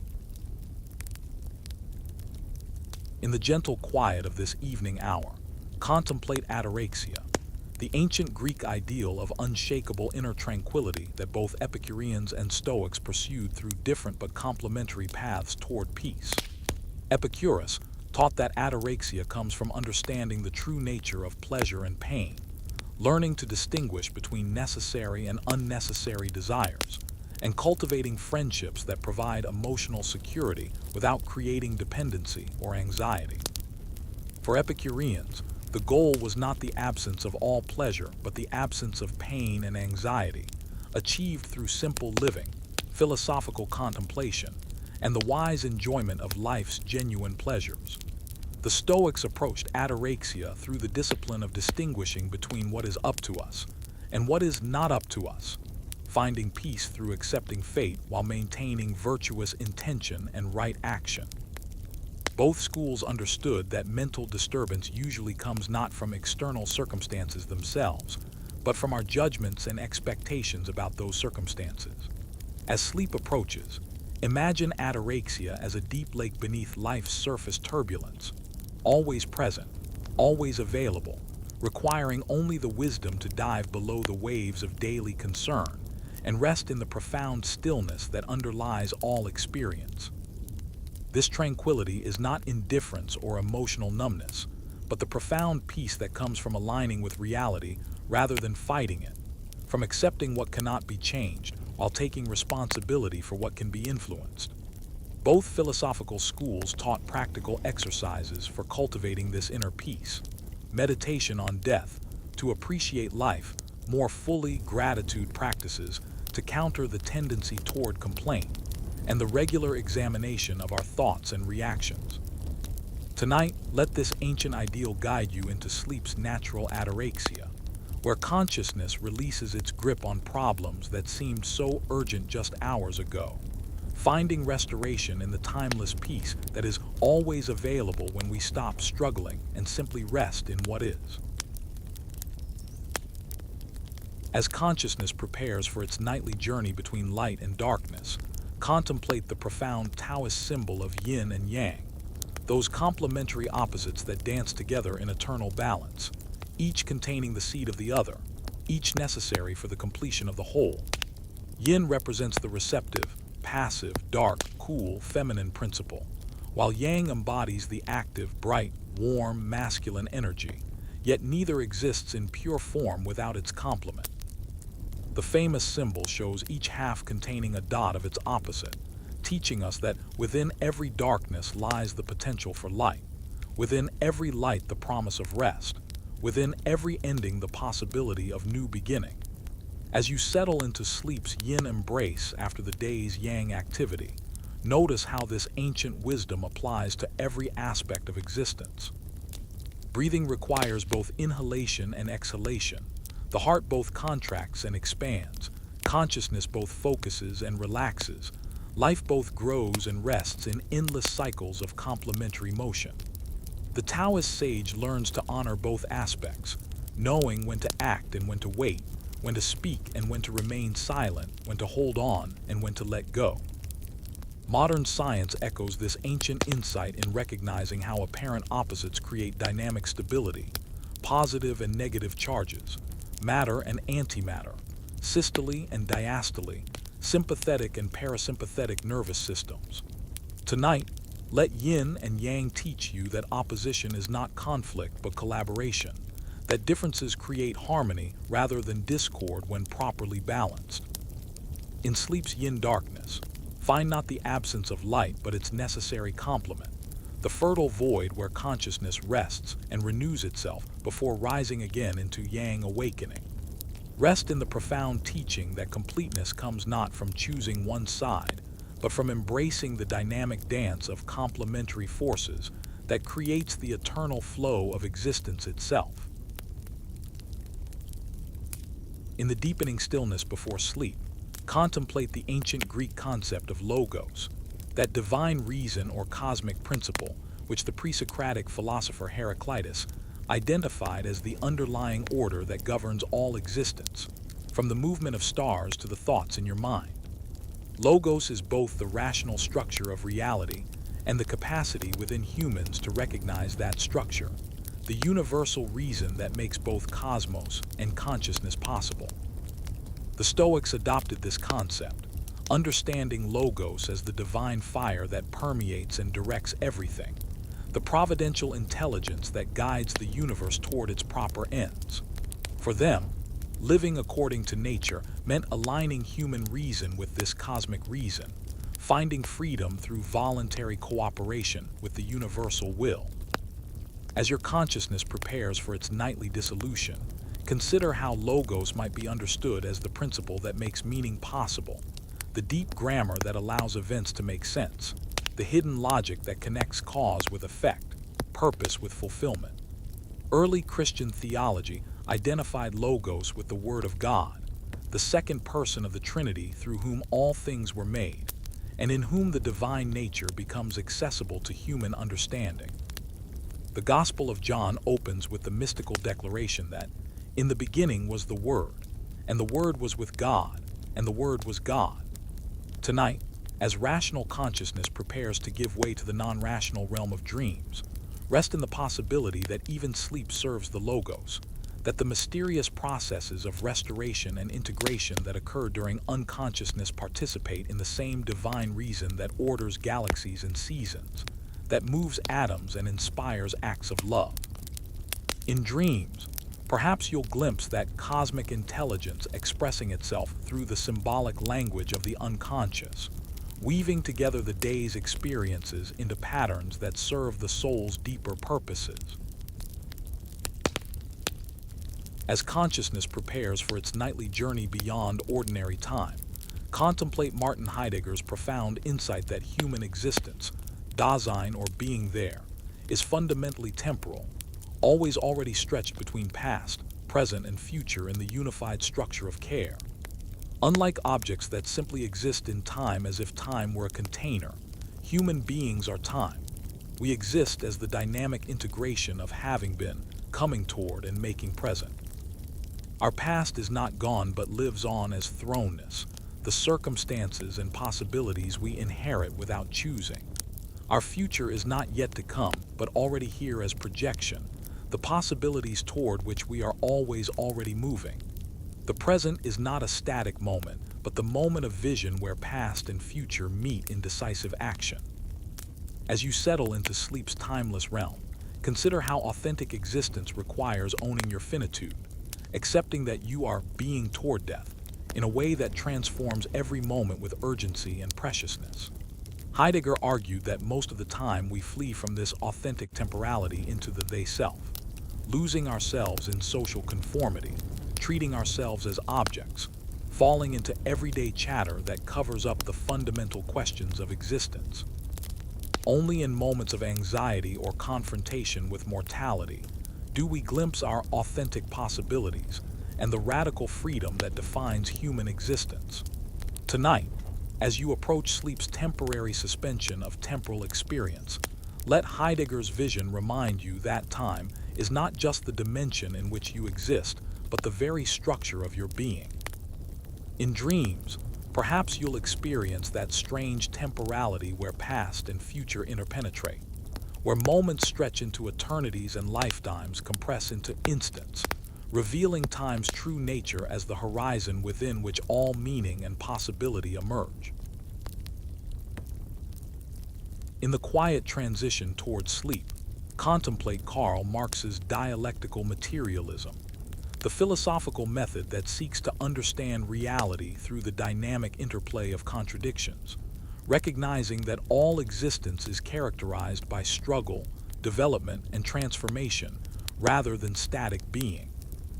Drawing from Hegel's dialectical method, but grounding it in material rather than spiritual reality, Marx argued that history progresses through the conflict of opposing forces, thesis meeting antithesis to create synthesis, which becomes a new thesis in an endless process of development. This applies not only to social and economic systems, but to all aspects of reality, from biological evolution to psychological development. As your consciousness naturally begins to slow and soften, consider how dialectical thinking reveals truth not in simple either-or propositions, but in the tension and interaction between seemingly opposed elements.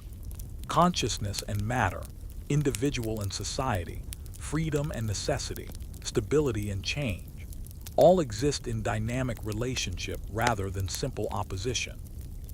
Marx applied this method to understand how capitalism contains within itself the seeds of its own transformation, how the very success of capitalist production creates the conditions that will eventually transcend it. The worker experiences alienation from their labor, yet this alienation creates the consciousness necessary for revolutionary change. As you prepare for sleep, notice how your own existence embodies dialectical relationships, rest and activity, thought and feeling, self and other, all requiring each other for their completion.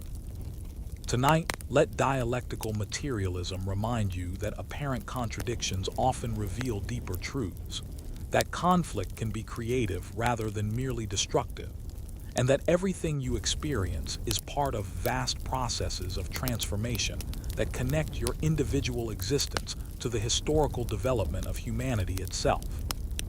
In sleep's embrace, perhaps you'll glimpse how rest and activity, consciousness and unconsciousness, being and becoming dance together in the eternal dialectic of existence.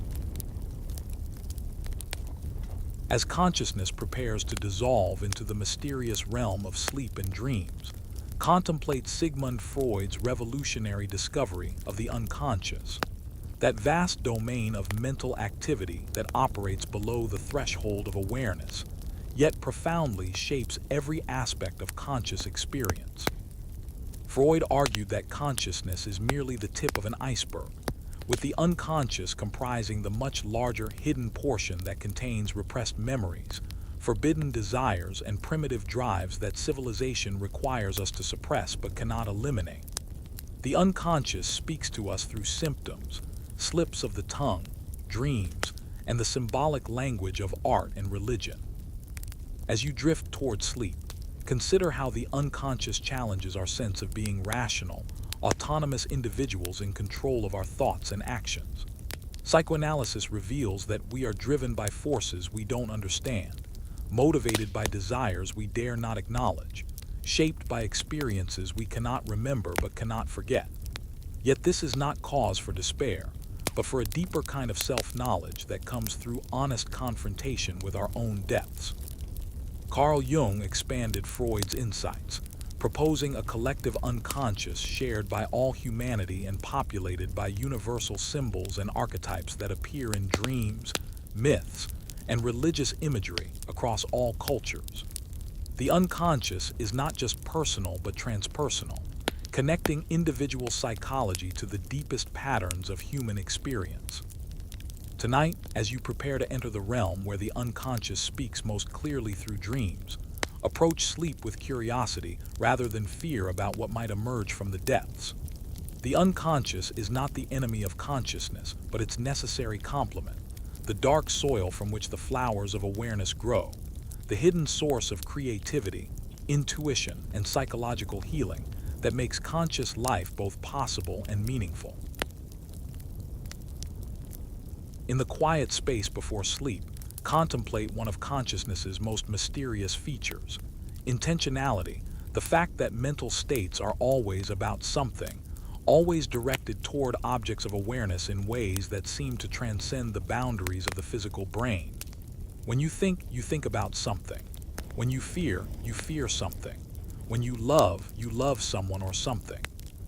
This seems obvious until you consider how strange it is that subjective experiences can reach beyond themselves to refer to objects in the world, including objects that don't exist or events that never happened. Franz Brentano reintroduced this medieval concept to modern philosophy, arguing that intentionality distinguishes mental phenomena from physical ones. Stones don't refer to anything beyond themselves, but thoughts invariably do. Edmund Husserl developed this insight into the foundation of phenomenology, showing how consciousness constitutes meaning through its intentional structure, actively organizing experience rather than passively receiving it. As you drift toward sleep, notice how even the experience of drowsiness has intentional structure. You're drowsy about something, aware of tiredness as something affecting you, conscious of the transition between waking and sleeping states.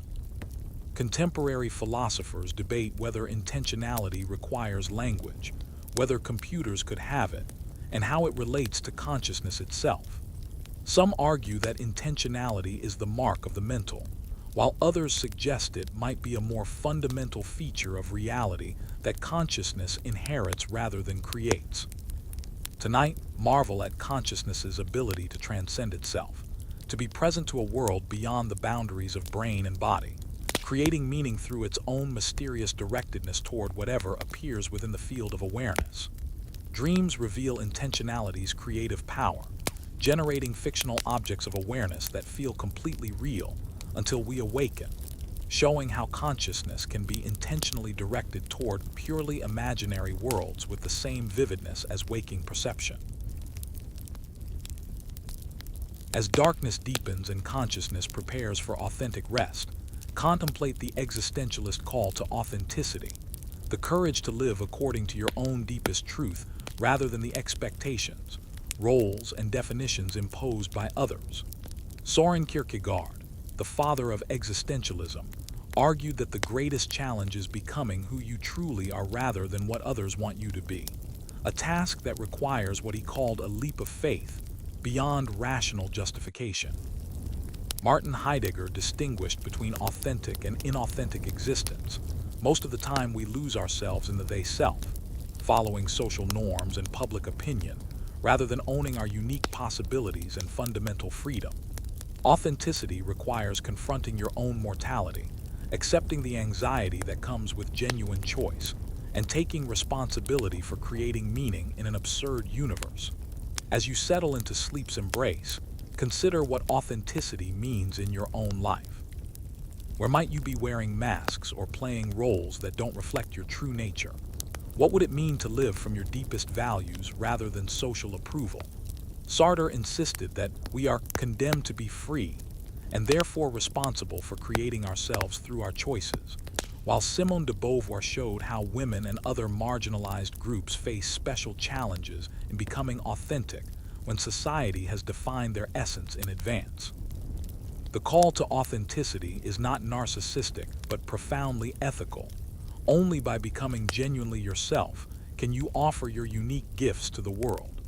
Tonight, as you prepare for sleep's temporary dissolution of social identity, rest in the possibility that dreams might reveal aspects of your authentic self that waking consciousness has learned to suppress. In sleep's honesty, perhaps you'll glimpse who you really are beneath all the layers of social conditioning, cultural expectation, and learned behavior that obscure your original nature.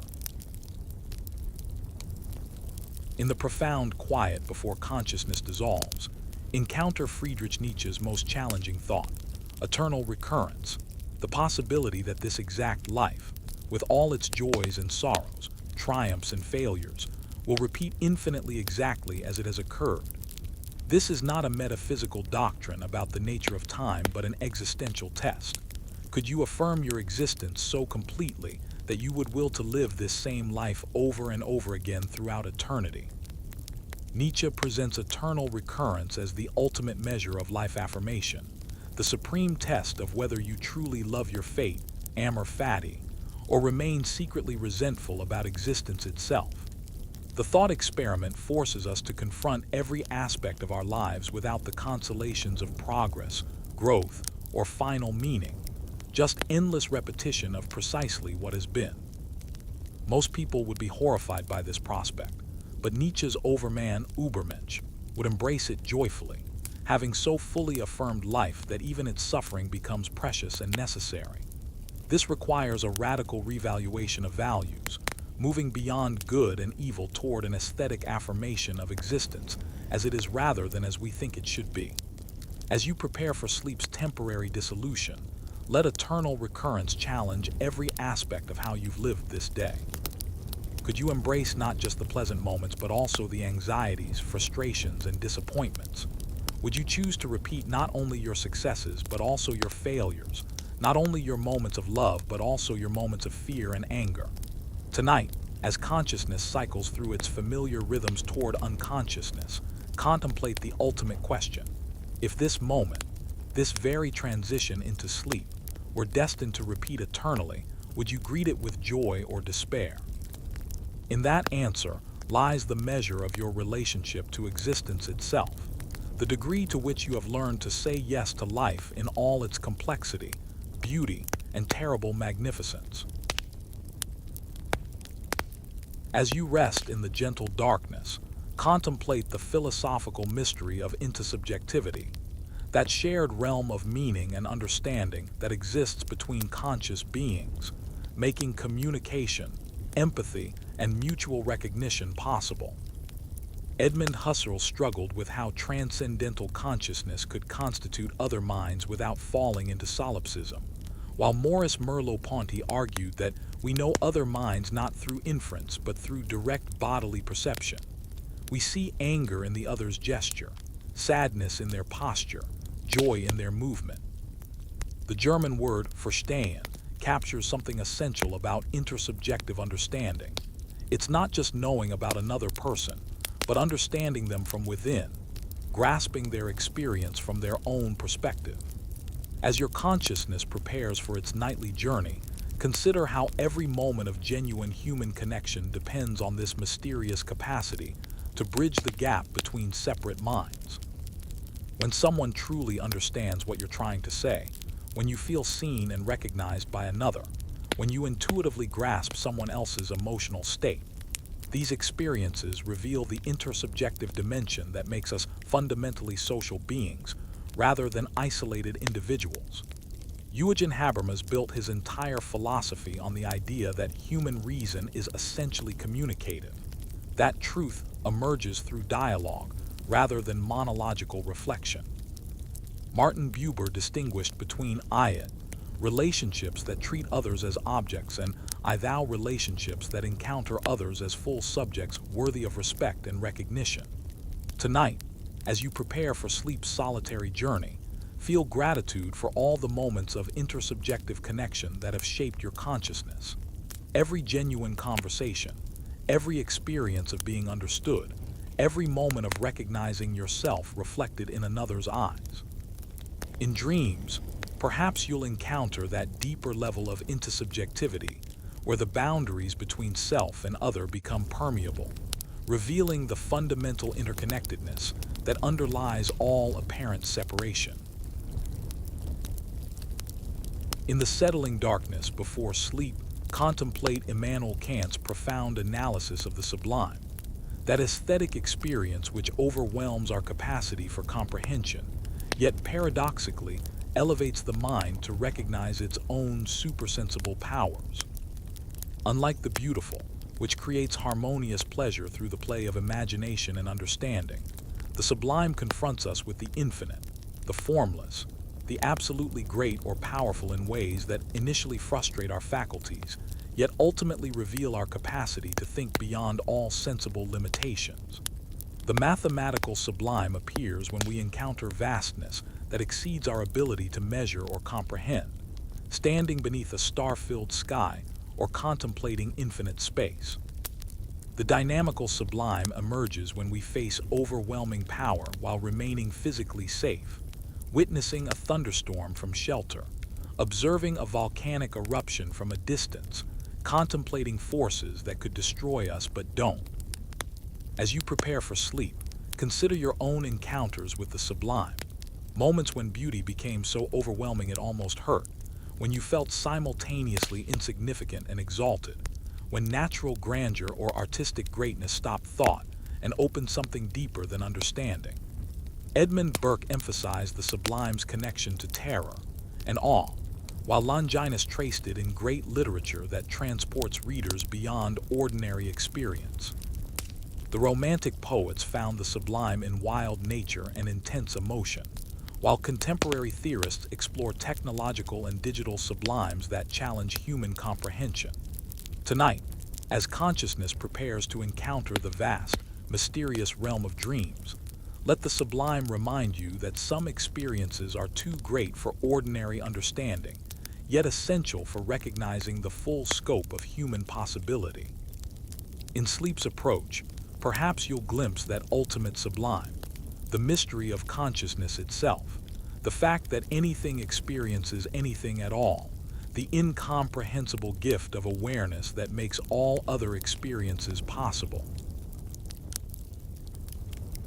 As your physical body settles into rest, contemplate the revolutionary philosophical insight of embodied cognition, the understanding that mind and body are not separate substances, but fundamentally integrated aspects of a single system, with consciousness emerging from and remaining grounded in bodily experience. Maurice Merleau-Ponty argued against the Cartesian split between mind and matter, showing how perception is always already embodied, how we know the world through our lived body rather than despite it. Your hands don't just manipulate objects, they think through touching, grasping meaning through direct contact. Your eyes don't simply receive visual data, they actively explore, following patterns of interest and significance that emerge from your entire embodied being. As consciousness prepares for sleep's transformation, notice how thinking itself is embodied. Metaphors drawn from physical experience structure abstract concepts. Emotional states manifest as bodily sensations. Memory involves the body's remembering as much as the mind's recall. Contemporary cognitive science confirms what phenomenologists intuited, that cognition extends beyond the brain to include the entire body and even the environment with which we interact. The way you hold your posture affects your confidence. The rhythm of your breathing influences your emotional state. The movement of your eyes shapes what you notice and remember. Artificial intelligence researchers struggle to create minds without bodies, suggesting that embodiment may be essential rather than accidental to consciousness. Tonight, as your embodied consciousness prepares for sleep's nightly renewal, appreciate how every thought, every feeling, every moment of awareness emerges from the miraculous integration of neural activity, physiological processes, and sensory engagement with the world. In dreams, perhaps you'll experience that strange embodiment where you can fly, where your body transforms, where the normal rules of physical existence dissolve while consciousness continues its embodied journey through imaginary landscapes that feel completely real to your dreaming body. In the deep stillness before sleep, contemplate Friedrich Nietzsche's most fundamental insight, the will to power, that basic drive which he argued underlies all existence, not mere survival or pleasure-seeking, but the active striving to grow, expand, dominate, and overcome oneself and one's circumstances. This is not primarily the crude desire to control others, but the more subtle and creative impulse towards self-enhancement, artistic creation, intellectual mastery, and spiritual transformation. Every living being expresses will to power in its own way. Plants growing toward light, artists creating masterpieces, philosophers developing new ideas, saints transcending ordinary limitations.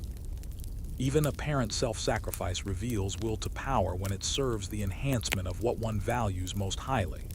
As you prepare for sleep's temporary suspension of striving, consider how will to power operates in your own existence.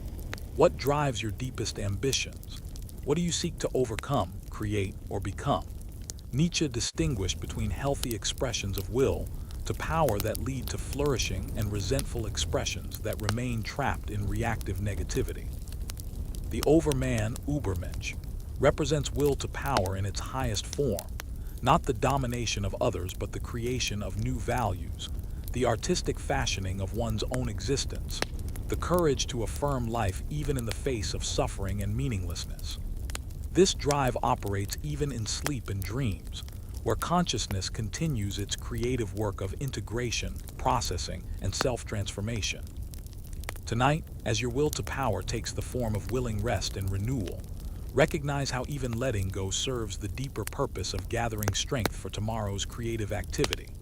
In dreams, perhaps you'll experience will to power in its purest form, the mind's unlimited capacity to create worlds, overcome obstacles, and transform reality according to its deepest aspirations, revealing consciousness itself as the fundamental creative force that makes all existence possible and meaningful. In the quiet darkness of approaching sleep, rest your mind on Martin Heidegger's profound concept of Dasein, literally being, there, his term for the distinctive way humans exist in the world.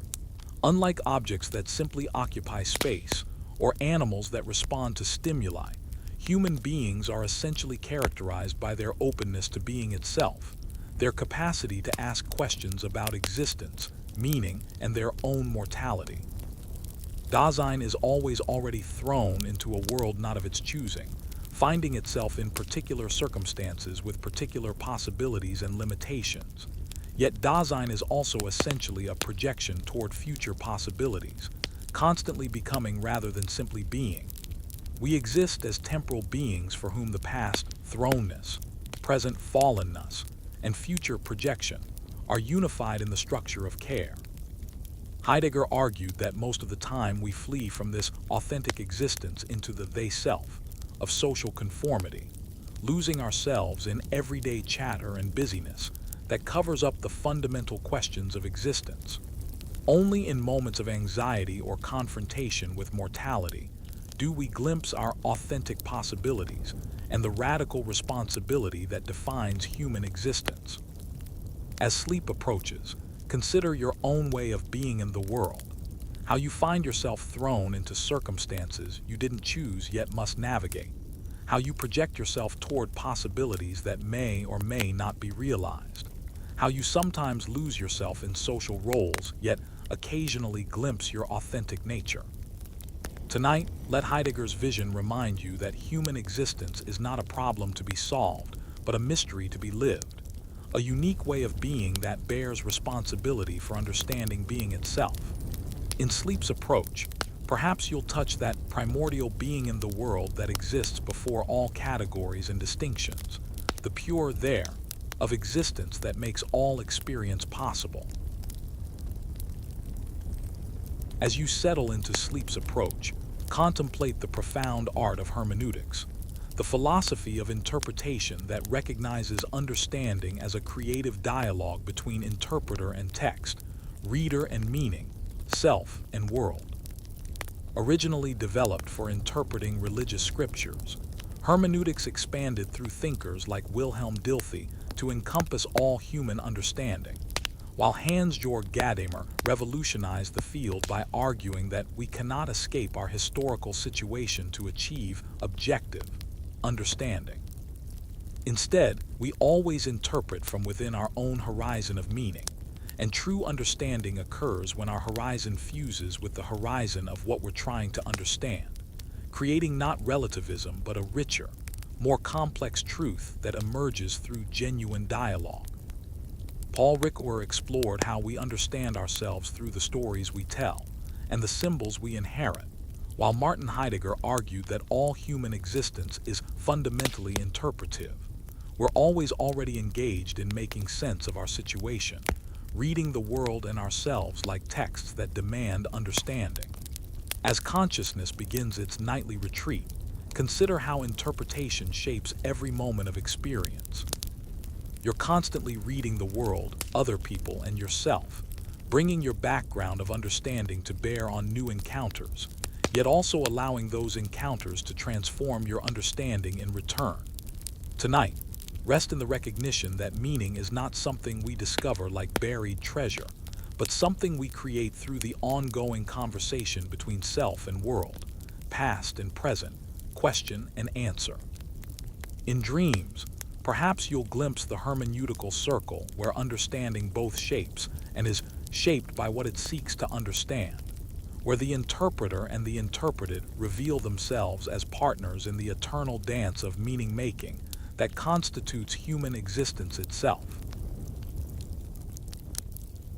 In the gentle transition towards sleep, contemplate the challenging philosophical position of moral relativism, the view that ethical truths are not universal, but vary according to culture, historical period, or individual circumstances, suggesting that what we consider right and wrong may be more contingent than we typically assume. Cultural anthropologists like Ruth Benedict observed vast differences in moral codes across societies. Practices considered virtuous in one culture appear abhorrent to another, leading some to conclude that morality is largely a matter of social construction rather than objective truth. As your consciousness naturally begins to slow and soften, consider both the insights and the difficulties that moral relativism presents. If moral truths are relative, perhaps we can be more tolerant of different ways of life, less quick to judge practices that seem strange from our perspective, more humble about the universal validity of our own moral intuitions. Yet if everything is relative, how do we ground ethics? How do we critique genuine injustice? How do we maintain that some beliefs and practices are actually better than others? The sophisticated relativist doesn't claim that all moral views are equally valid, but rather that moral truth emerges from within particular contexts and cannot be understood apart from the historical, cultural, and social circumstances that give it meaning. Feminist philosophers have used relativist insights to critique supposedly universal moral principles that actually reflect particular, often male, perspectives, while post-colonial thinkers have shown how claims about universal human rights can mask cultural imperialism. Tonight, let moral relativism teach you intellectual humility, the recognition that your own moral convictions, however deeply held, remain one perspective among many, shaped by circumstances you didn't choose. In Sleep's approach, perhaps you'll glimpse that deeper ethical truth which transcends all relative truths, yet can only be approached through honest acknowledgement of our limited, culturally conditioned moral standpoints. As consciousness prepares for its nightly dissolution, contemplate the ancient yet increasingly relevant philosophical position of panpsychism, the view that consciousness or experience is not confined to humans and animals, but is a fundamental feature of reality present at all levels of existence, from electrons to ecosystems. This doesn't mean that rocks think like humans, but rather that there might be some form of experiential interiority, however primitive, in all physical processes. Philosophers like Gottfried Leibniz proposed that reality consists of conscious monads, while Alfred North Whitehead developed a sophisticated process philosophy where every actual entity has both physical and mental aspects. As you drift toward sleep, consider how panpsychism attempts to solve the hard problem of consciousness, how subjective experience emerges from objective matter. If consciousness is fundamental rather than emergent, then the puzzle shifts from how matter creates mind to how simple forms of experience combine into complex consciousness. Contemporary philosophers like David Chalmers and Philip Goff have revived panpsychist ideas as potentially the most promising approach to understanding consciousness, suggesting that the intrinsic nature of physical processes might be experiential. This view implies that your consciousness is not an alien intrusion into a mechanical universe, but a particularly complex manifestation of something that permeates all existence. The combination problem asks how micro-experiences unite into unified macro-consciousness, while the grain problem questions why our experience seems smooth rather than granular if it's composed of countless micro-experiences. Tonight, as your individual consciousness prepares to merge with sleep's universal unconsciousness, let panpsychism expand your sense of kinship with all existence. Perhaps the stars you cannot see are experiencing their own form of stellar consciousness. Perhaps the earth itself dreams. Perhaps consciousness and cosmos are not two, but one vast field of experience experiencing itself through countless forms, including the temporary form you call yourself. In the profound stillness before sleep, contemplate Edmund Husserl's radical philosophical method, the phenomenological reduction, or epiché, the systematic bracketing of all assumptions about the natural world in order to study consciousness in its pure form, free from presuppositions about what exists independently of experience. This is not skepticism or denial of the external world, but a methodological suspension that allows us to focus on how things appear to consciousness rather than what they are in themselves. Through this reduction, Husserl hoped to discover the essential structures of consciousness that make all experience possible, the invariant features that remain constant across all possible modes of awareness. As your consciousness naturally begins to withdraw from engagement with the external world, notice how the phenomenological reduction resembles sleep's natural epiché, the gradual bracketing of sensory input, social identity, and practical concerns that allows consciousness to discover its own pure functioning.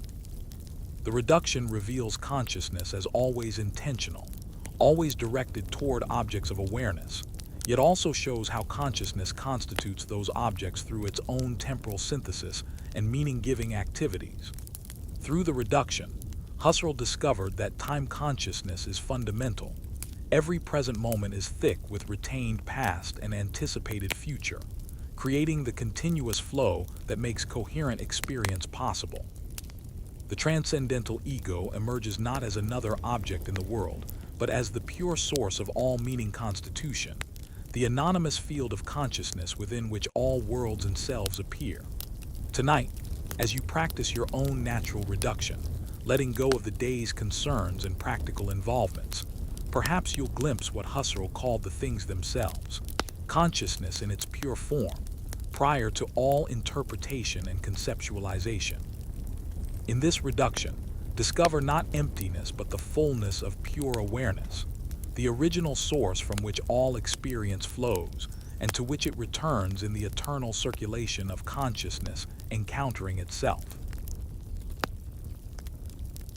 As darkness deepens and consciousness prepares for renewal, contemplate Friedrich Nietzsche's most inspiring and misunderstood concept, the Übermensch or Overman, not a biological Superman, but humanity's potential for spiritual and creative self-overcoming, the capacity to create new values rather than merely inheriting them from tradition. The Overman represents what humans might become when they stop looking to external authorities for meaning and take responsibility for creating their own values, their own purposes, their own reasons for living. This is not the crude domination of others, but the subtle art of self-mastery, the courage to affirm life even in the face of suffering, the creativity to transform obstacles into opportunities for growth and self-expression. As you prepare for sleep's temporary dissolution of ordinary identity, consider how the Overman ideal might apply to your own existence. Where might you be living according to inherited values rather than chosen ones? What would it mean to create your own meaning rather than accepting ready-made purposes? Nietzsche's Overman has moved beyond resentment, beyond the need for cosmic justification, beyond good and evil toward an aesthetic affirmation of existence as it is.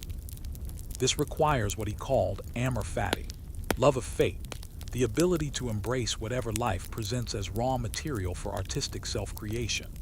The Overman is both destroyer and creator, saying no to life-denying values while saying yes to life-affirming possibilities.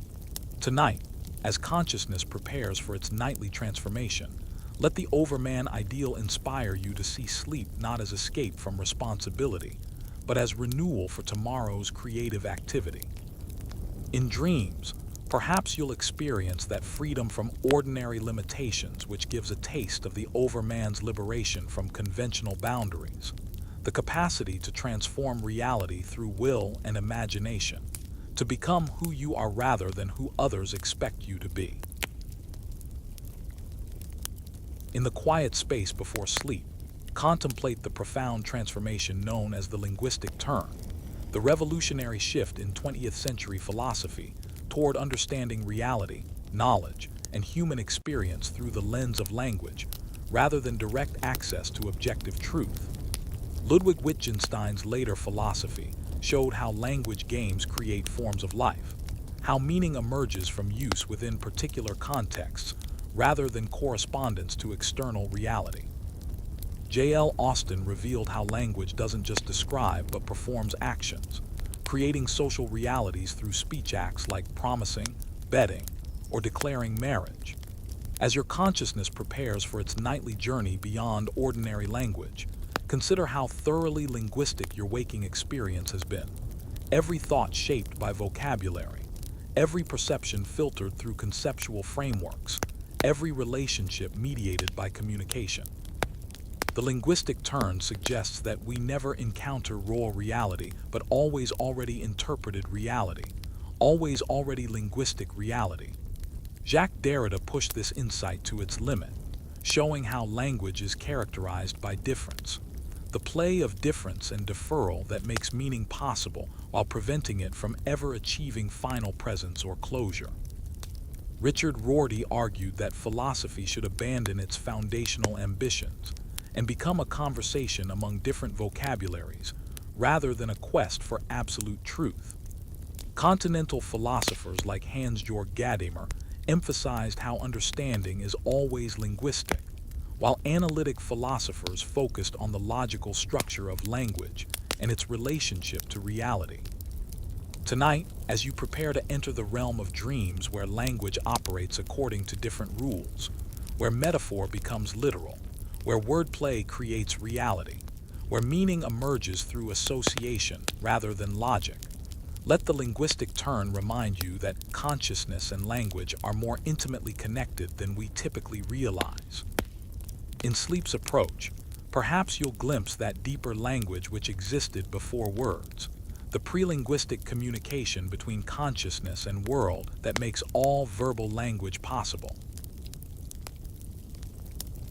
As consciousness prepares for its mysterious nightly transformation, contemplate the emerging field of consciousness studies, that interdisciplinary quest to understand the nature of subjective experience, which brings together philosophy, neuroscience, psychology, and physics in an attempt to solve what David Chalmers called the hard problem of consciousness. While we can explain the functional aspects of mind, processing information, responding to stimuli, controlling behavior, the question remains, why is there something it is like to be conscious? Why do we have subjective, first-person experiences rather than simply processing information unconsciously like sophisticated computers? As you settle into rest, consider the various approaches to understanding consciousness. Materialist theories attempt to reduce consciousness to brain activity, while dualist theories maintain that consciousness is fundamentally different from physical processes. Integrated information theory proposes that consciousness corresponds to integrated information, while global workspace theory suggests consciousness emerges when information becomes globally available across the brain.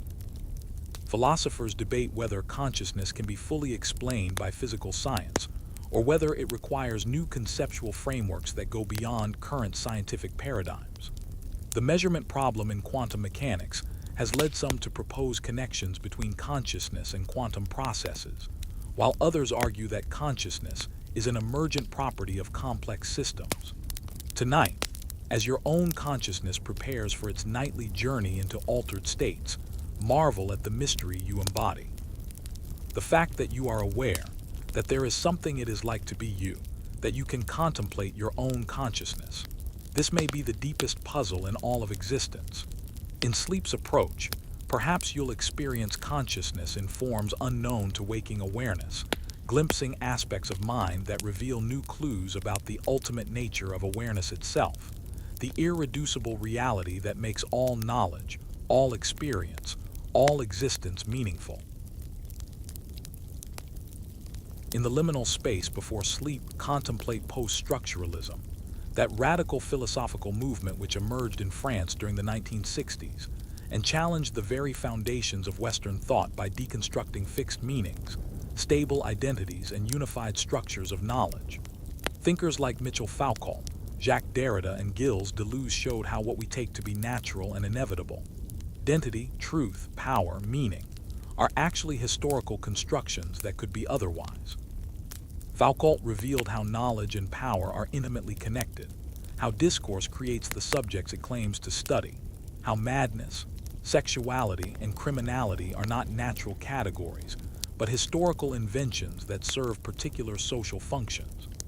As your consciousness begins to dissolve its ordinary structures, consider how post-structuralism liberates us from the tyranny of supposedly fixed categories, while also creating vertigo about the groundlessness of existence. Derrida's deconstruction shows how every text contains the seeds of its own undoing, how meaning is always deferred, always in play, never finally present or stable.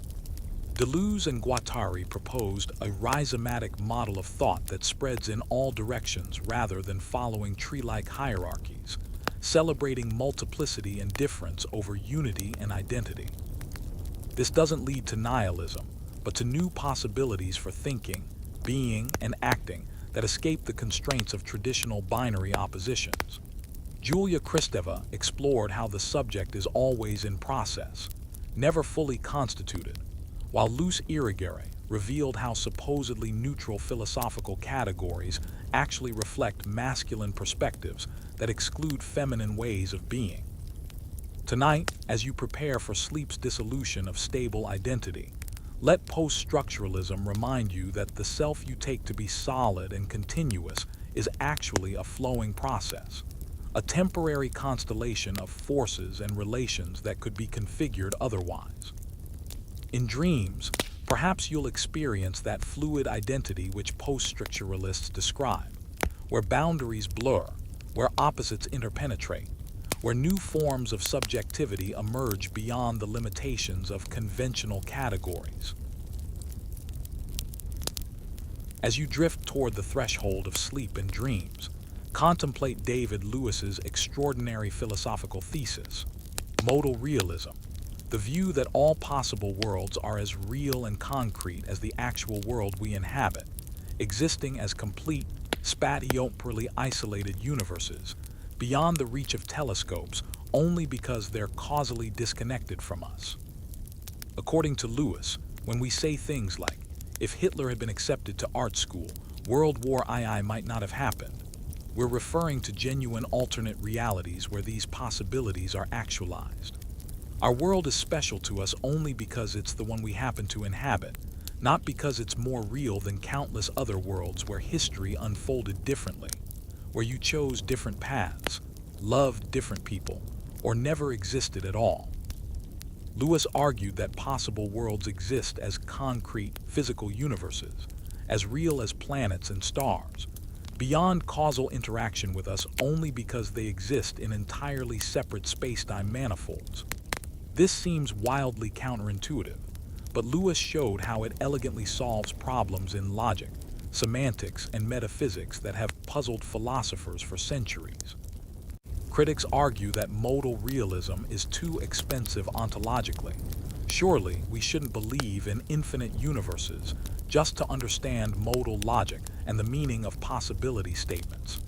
As you prepare for sleep, let this mind-bending possibility expand your sense of reality's scope and mystery. If Lewis is right, every dream you're about to have corresponds to some possible world where those events really happen. Every story ever told describes actual events in some alternate universe. Every way things could possibly be is a way things actually are somewhere in the infinite library of possible worlds. Tonight, rest in the humbling vastness of logical space, where every choice you didn't make was made by another version of you, where every possibility finds its realization, where the modal and the actual collapse into one magnificent, incomprehensible totality of existence. As you drift into sleep's approach, let consciousness encounter Jacques Derrida's most elusive concept, difference, the neologism that captures something more fundamental than difference itself, written with an that can't be heard when spoken but only seen in writing, pointing to the play of difference and deferral that makes all meaning possible while remaining itself beyond presence and absence, beyond the binary oppositions that structure Western thought. Difference is not a word or concept in the traditional sense, but the quasi-transcendental condition that allows words and concepts to function through their differential relations to other terms in an endless network of references. Every sign gets its meaning not from corresponding to some present reality, but from its differences from all other signs in the system. And this process of differentiation never arrives at a final, present meaning, but continually defers closure in an infinite play of signification. As consciousness prepares for sleep's dissolution of ordinary presence, consider how difference operates at every level of experience. Your sense of self emerges through difference from others. Your thoughts gain meaning through their relation to other thoughts. Your present moment is always already constituted by traces of the past and anticipations of the future that prevent it from ever being simply present to itself. Derrida showed how this structure operates from the temporal synthesis of consciousness to the social constitution of identity, where the self is always already marked by its others, always already divided from itself. Difference is neither active nor passive, neither temporal nor spatial, neither present nor absent. It's what makes such distinctions possible while remaining forever in excess of them. Tonight, as consciousness prepares for sleep's dissolution of ordinary presence, let difference remind you that meaning is always already in motion, always already deferred, always already caught up in networks of relation that have no center or foundation. In dreams, free play of signification.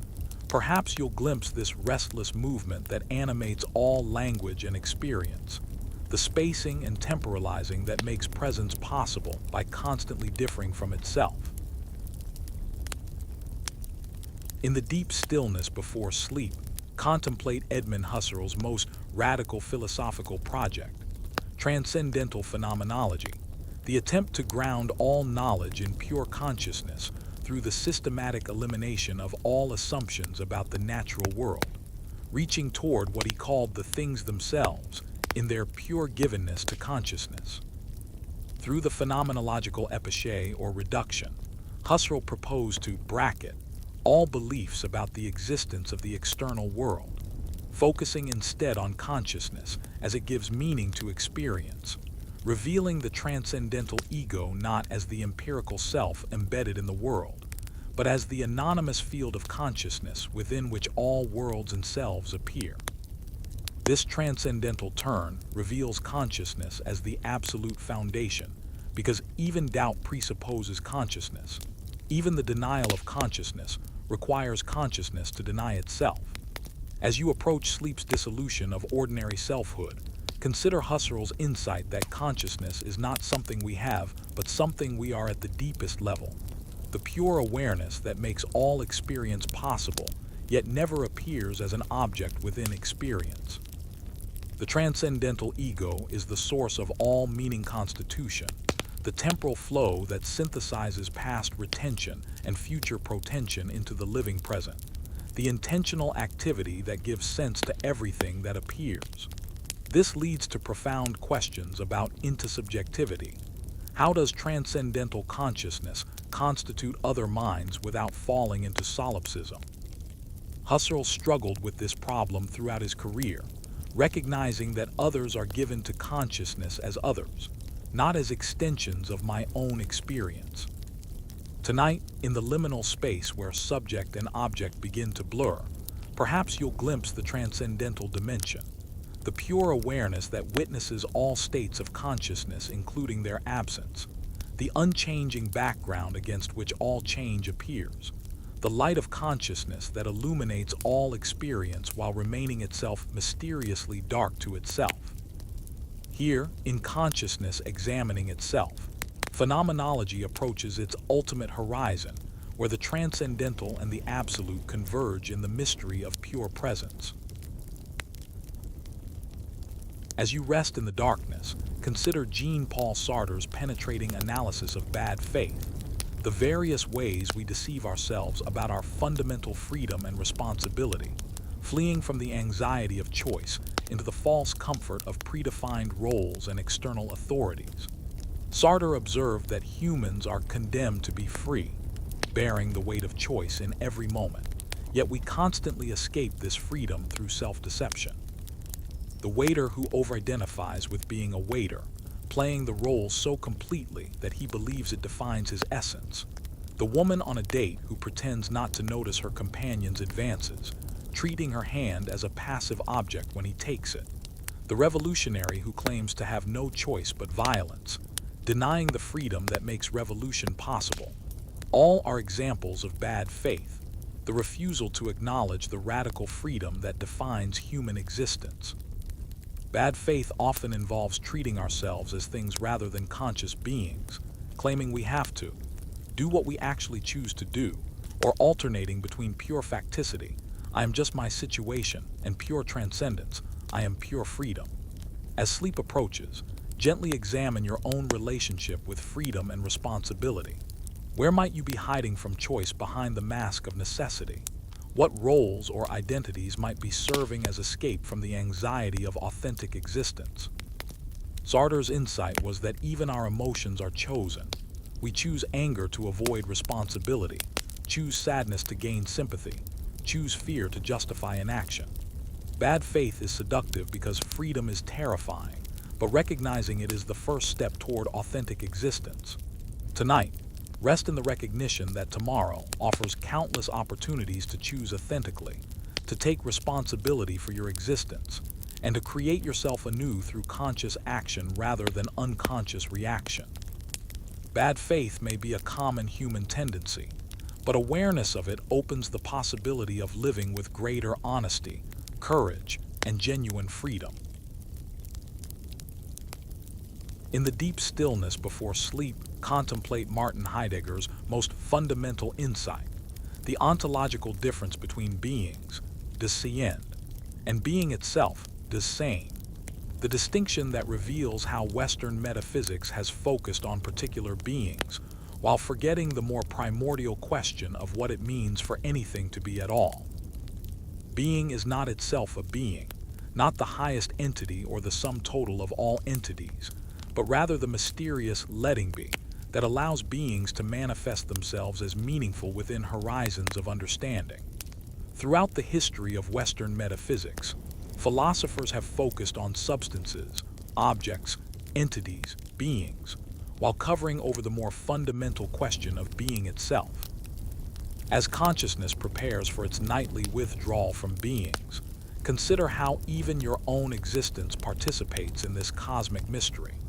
You are not just another entity among entities, but the unique being for whom being itself becomes a question, the being through whom being comes to awareness of itself.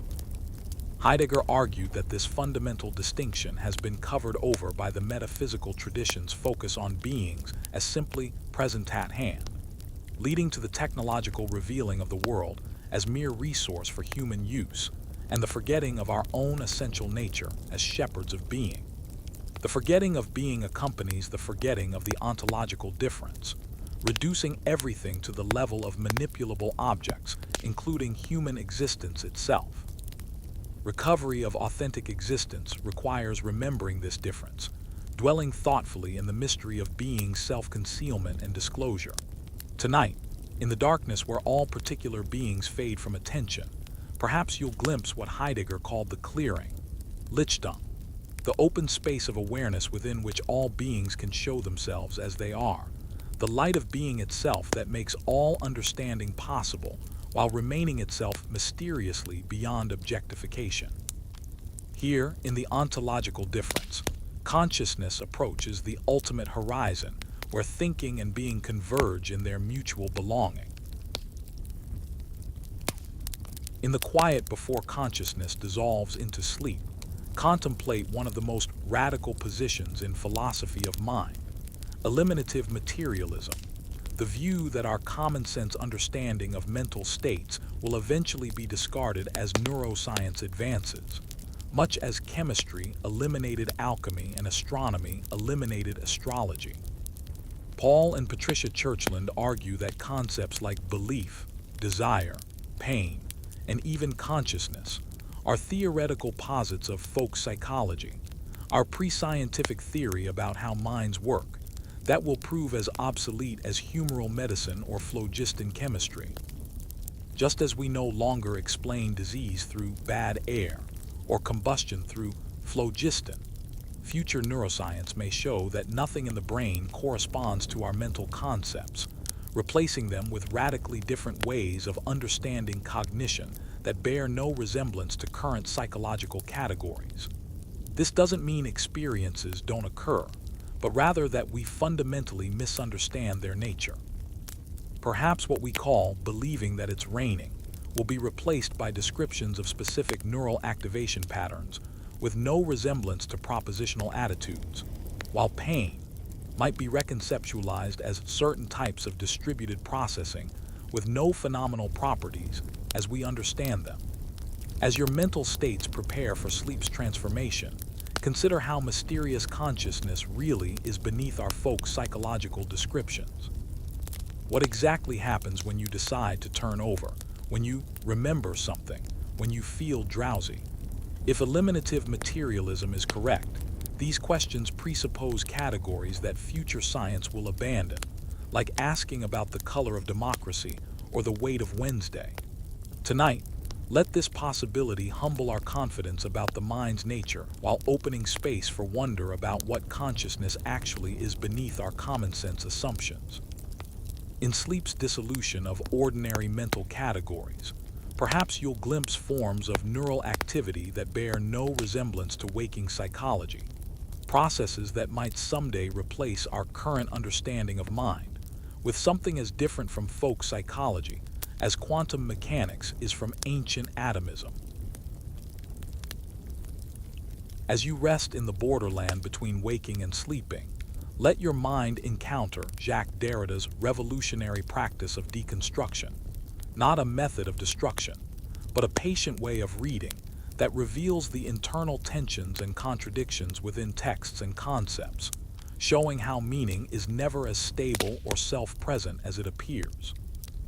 Derrida showed how Western philosophy has been governed by a metaphysics of presence that privileges speech over writing, meaning over signification, center over margin, presence over absence. Yet every attempt to establish these hierarchies reveals their instability. Deconstruction doesn't attack these hierarchies from outside, but shows how they inevitably undermine themselves from within. How every text contains elements that exceed its author's intentions and open meanings the author never intended or recognized. The very attempt to establish a secure foundation reveals the foundationlessness it tries to conceal. While every claim to presence is haunted by absence, every assertion of unity is fissured by difference. As consciousness begins its nightly deconstruction of ordinary categories, notice how even the boundary between sleeping and waking is less stable than it seems, how identity depends on difference, how presence is always already marked by absence. Derrida's famous phrase, "There is nothing outside the text," doesn't mean reality doesn't exist, but that everything we experience is already caught up in networks of meaning, interpretation, and difference that prevent any return to pure presence or unmediated experience. Binary oppositions like nature-culture, original copy, serious playful, reveal themselves to be unstable, with each term contaminated by traces of its supposed opposite. Tonight, let Derrida's insights free you from the anxiety of needing fixed meanings and stable identities, recognizing that the play of signification that constitutes both text and consciousness is more creative and open than traditional metaphysics allows. In dreams' deconstruction of ordinary logic, perhaps you'll experience that free play of meaning where opposites interpenetrate, where presence and absence dance together, where consciousness discovers its own linguistic nature in the endless play of difference. In the profound quiet before consciousness dissolves, contemplate Georg Wilhelm Friedrich Hegel's grand vision of absolute spirit, the ultimate reality that comes to know itself completely through the entire historical development of human consciousness and culture, the infinite subject-object that achieves perfect self-transparency through the long journey of dialectical development. For Hegel, reality itself is fundamentally spiritual, a process of self-knowing that unfolds dialectically through contradiction, negation, and synthesis, beginning in immediate, unreflective unity with itself, then alienating itself by projecting itself into the objective world of nature and history, and finally returning to itself, enriched by this journey through otherness. Absolute spirit represents the moment when all finite perspectives are preserved, yet overcome in infinite self-consciousness, when spirit fully comprehends itself as the source and destination of all development, achieving the philosophical knowledge that reality and rationality are ultimately identical. This occurs not in some transcendent realm, but through the concrete achievements of human culture. Art, which reveals truth sensually, religion, which represents truth symbolically, and philosophy, which grasps truth conceptually in its pure form. As you approach sleep's temporary dissolution of individual consciousness, consider Hegel's insight that your own awareness participates in this cosmic process of self-recognition, that the entire history of human thought has been spirit's patient education of itself through finite minds like yours.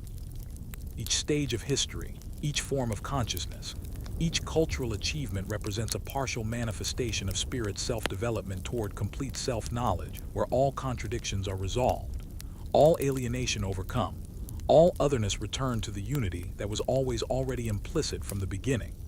Tonight, rest in the possibility that consciousness itself, including its nightly retreat into unconsciousness, serves the Absolute's eternal project of coming to know itself through finite minds. In dreams, perhaps you'll glimpse the dialectical movement through which spirit achieves its ultimate reconciliation with itself, the circle that ends where it began, but now with full comprehension of its own infinite nature, the eternal process where thinking and being reveal their fundamental identity in absolute knowledge.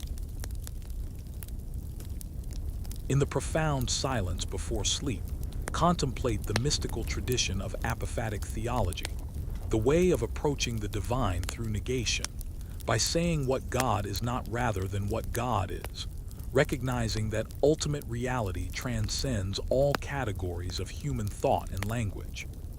From Pseudo-Dionysius to Meister Eckhart, from the cloud of unknowing to Eastern Orthodox hesychasm, mystics have recognized that the divine reality is so far beyond human concepts that our positive statements inevitably mislead us, creating idols of thought rather than opening us to the living mystery that exceeds all comprehension. The apophatic way involves systematic denial. God is not finite, not changing, not knowable in ordinary ways, not even existence, as we understand existence, not subject to the categories that govern created reality. This isn't atheism, but the recognition that divine reality transcends the opposition between existence and non-existence, being and non-being, known and unknown.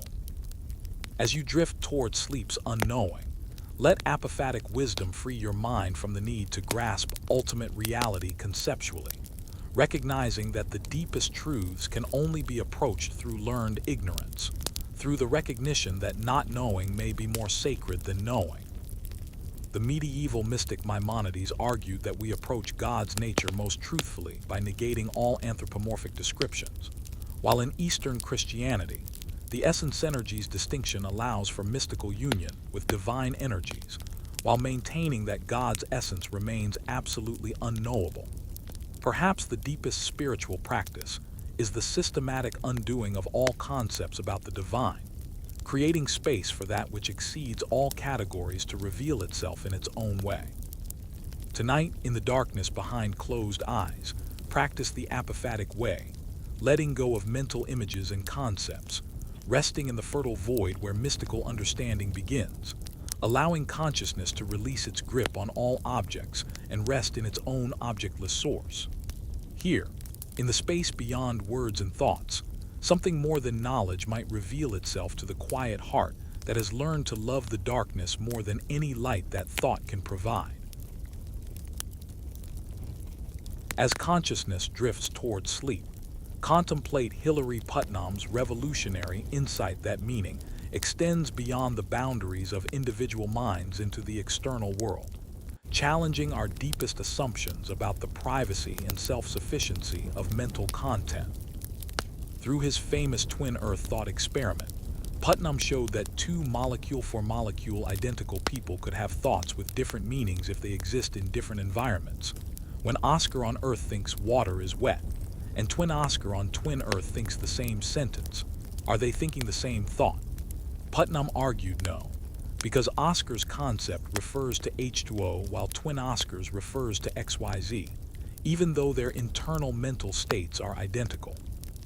This suggests that content is partially determined by causal connections to the external world, not just by what's happening inside the head, revolutionizing our understanding of mind, meaning, and the relationship between thought and reality. Tyler Burge extended this insight to social content, showing how the meanings of our thoughts depend partly on how our linguistic community uses terms, so that individual psychology cannot be studied in isolation from social and environmental context. As you prepare for sleep, consider how this challenges our intuitive sense of mental privacy and self-knowledge.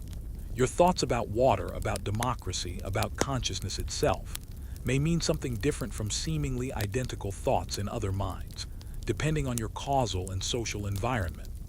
The boundaries between mind and world, self and other, internal and external, prove more porous than we typically recognize. Tonight, rest in the recognition that meaning is not a private possession, but a social and natural phenomenon, connecting consciousness to world in ways more intimate and complex than we typically understand. Your very capacity to think meaningful thoughts depends on countless causal connections to the physical and social environment that extend far beyond the boundaries of your skin. In dreams, perhaps this external dimension of meaning reveals itself through the strange logic of unconscious symbolism, where meaning emerges from associations that transcend individual psychology, connecting your sleeping mind to vast networks of cultural and natural significance that exceed any purely subjective understanding. As you approach sleep's threshold where time takes on a different character, contemplate one of philosophy's most perplexing puzzles, temporal becoming, the question of whether time truly flows or whether the passage of time is an illusion created by consciousness encountering a static four-dimensional block universe. The A theory of time insists that temporal becoming is real. Events truly come into existence, enjoy a brief moment of presentness, then recede into the past, with the now moving like a spotlight through the temporal manifold. The B theory argues that all moments of time are equally real, that past, present, and future are merely indexical terms like here and there, and that the feeling of temporal passage results from our psychological perspective rather than objective features of time itself.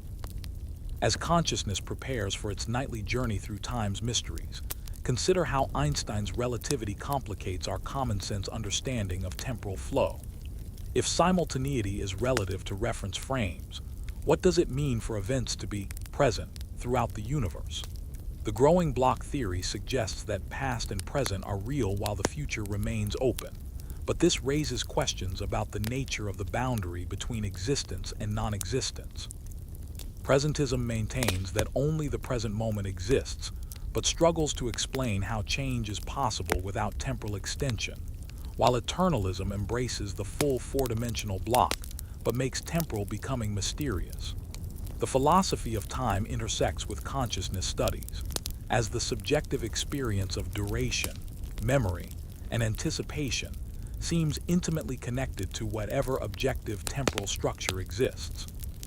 Tonight, as you prepare for sleep's altered temporal experience, where minutes can feel like hours and dreams can contain lifetimes, rest in the mystery of time's true nature. Perhaps sleep offers glimpses of that temporal structure, which underlies the ordinary flow of waking consciousness, revealing whether becoming is fundamental to reality, or whether eternity is the deeper truth from which temporal experience emerges as a beautiful but transient perspective on the timeless whole. As consciousness prepares for its mysterious nightly transformation, contemplate David Chalmers' formulation of the hard problem of consciousness, the puzzle of why there is something it is like to be conscious, why we have subjective, first-person experiences rather than simply processing information unconsciously like sophisticated biological computers. While neuroscience can explain the easy problems of consciousness, how the brain processes information, controls behavior, integrates sensory data, and enables reportability, the hard problem asks why any of this should be accompanied by inner experience at all. Why should there be phenomenal consciousness, qualia, the redness of red or the painfulness of pain, rather than just neural activity that responds to wavelengths or tissue damage? As you settle into sleep's approach, consider the profound mystery you embody in this very moment of transition. The fact that there is something it is like to be you, that you have a subjective perspective on the world, that consciousness accompanies your brain's activity rather than simply occurring unconsciously. This may represent the deepest puzzle in all of existence. Various theories attempt to bridge the explanatory gap between objective neural processes and subjective experience. Integrated information theory proposes that consciousness corresponds to integrated information, while global workspace theory suggests consciousness emerges when information becomes globally available across brain networks. Panpsychist theories argue that consciousness is fundamental rather than emergent, while eliminative materialists question whether the hard problem reflects genuine puzzles or conceptual confusion. Tonight, as your consciousness prepares for sleep's altered states, marvel at the irreducible mystery of awareness itself. Perhaps dreams offer clues about consciousness that waking neuroscience cannot provide, revealing aspects of subjective experience that illuminate why there is something it is like to be conscious rather than nothing at all.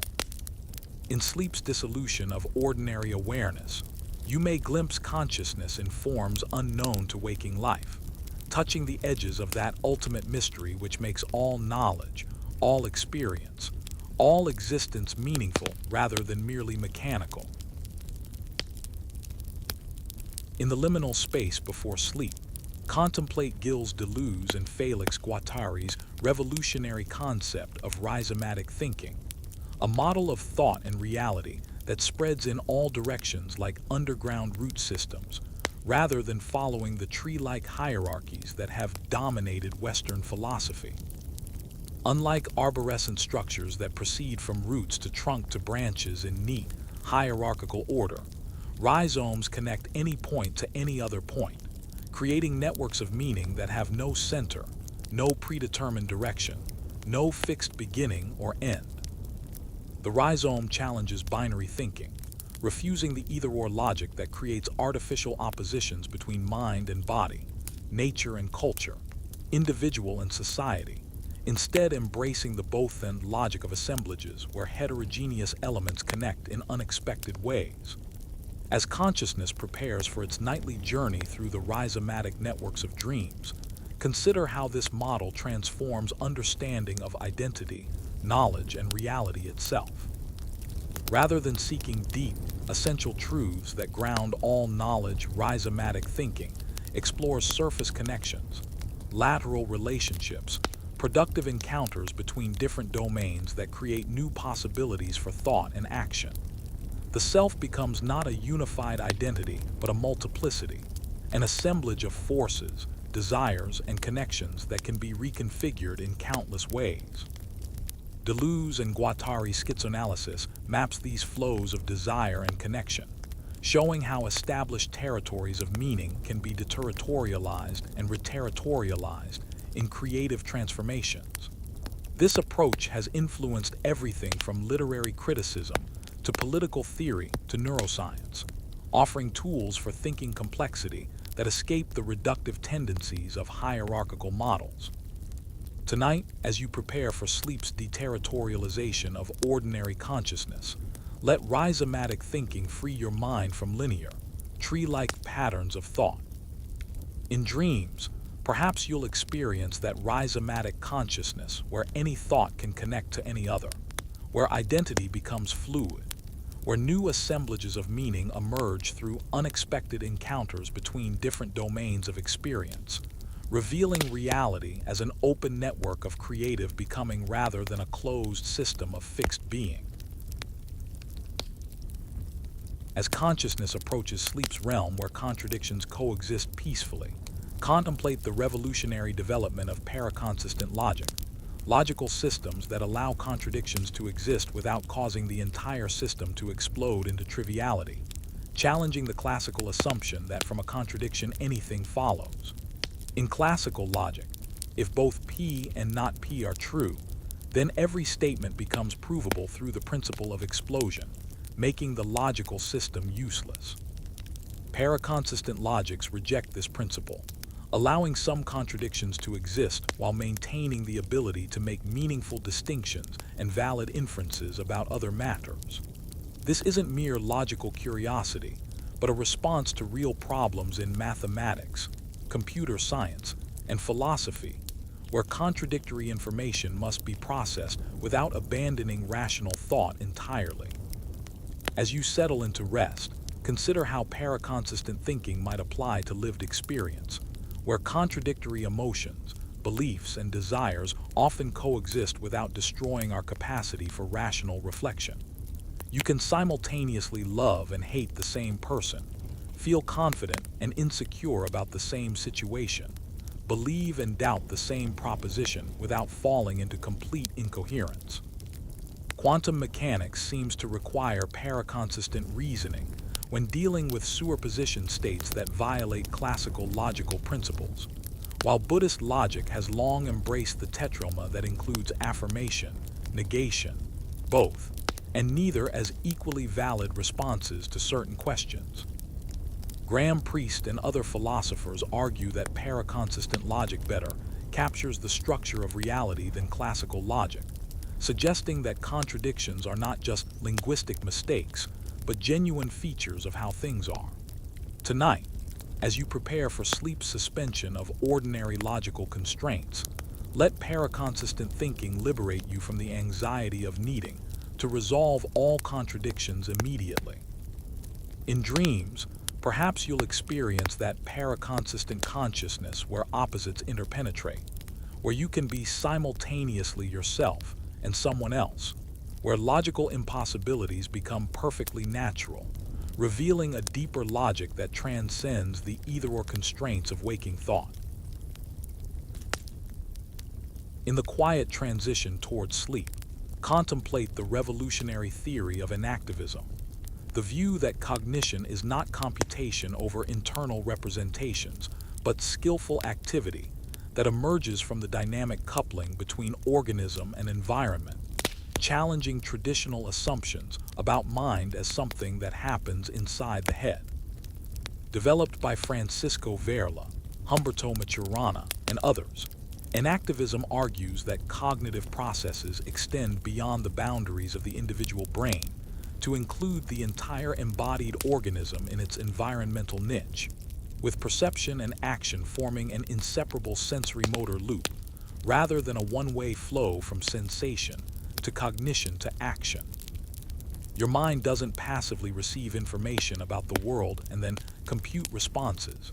Instead, your embodied activity in the environment constitutes cognition itself, bringing forth the very world that appears to consciousness through the history of structural coupling between your organism and its surroundings. As consciousness prepares for sleep's different mode of embodiment, consider how enactivism transforms understanding of perception, memory, and thought. Perception becomes skilled action rather than passive reception. Your eyes actively explore visual scenes rather than simply recording them. Your hands think through touching and manipulating objects. Your entire body participates in cognitive processes traditionally assigned to the brain alone. Memory becomes motor memory, the body's learned capacity to respond appropriately to environmental perturbations, while thought emerges from the dynamics of sensory-motor coupling rather than symbolic manipulation. This perspective has profound implications for artificial intelligence, education, and therapy, suggesting that genuine intelligence requires embodied interaction with real environments rather than abstract symbol processing. Tonight, as your embodied consciousness prepares for sleep's transformation, appreciate how thinking itself is embodied activity, how your capacity for abstract thought emerges from countless experiences of sensory-motor coupling with the world.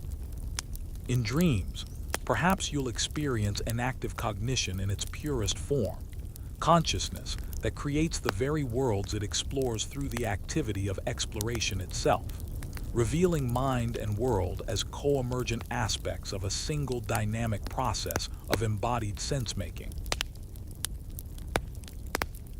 As consciousness prepares for its nightly dissolution, contemplate the speculative yet fascinating theories that connect consciousness to quantum mechanical processes, suggesting that the mystery of subjective experience might be illuminated by the strange properties of quantum systems, superposition, entanglement, and the measurement problem that seems to require consciousness for its resolution. Roger Penrose and Stuart Hameroff proposed that consciousness emerges from quantum processes in microtubules within neurons, creating a quantum computational system that could explain the unity of consciousness and the binding problem that puzzles neuroscientists.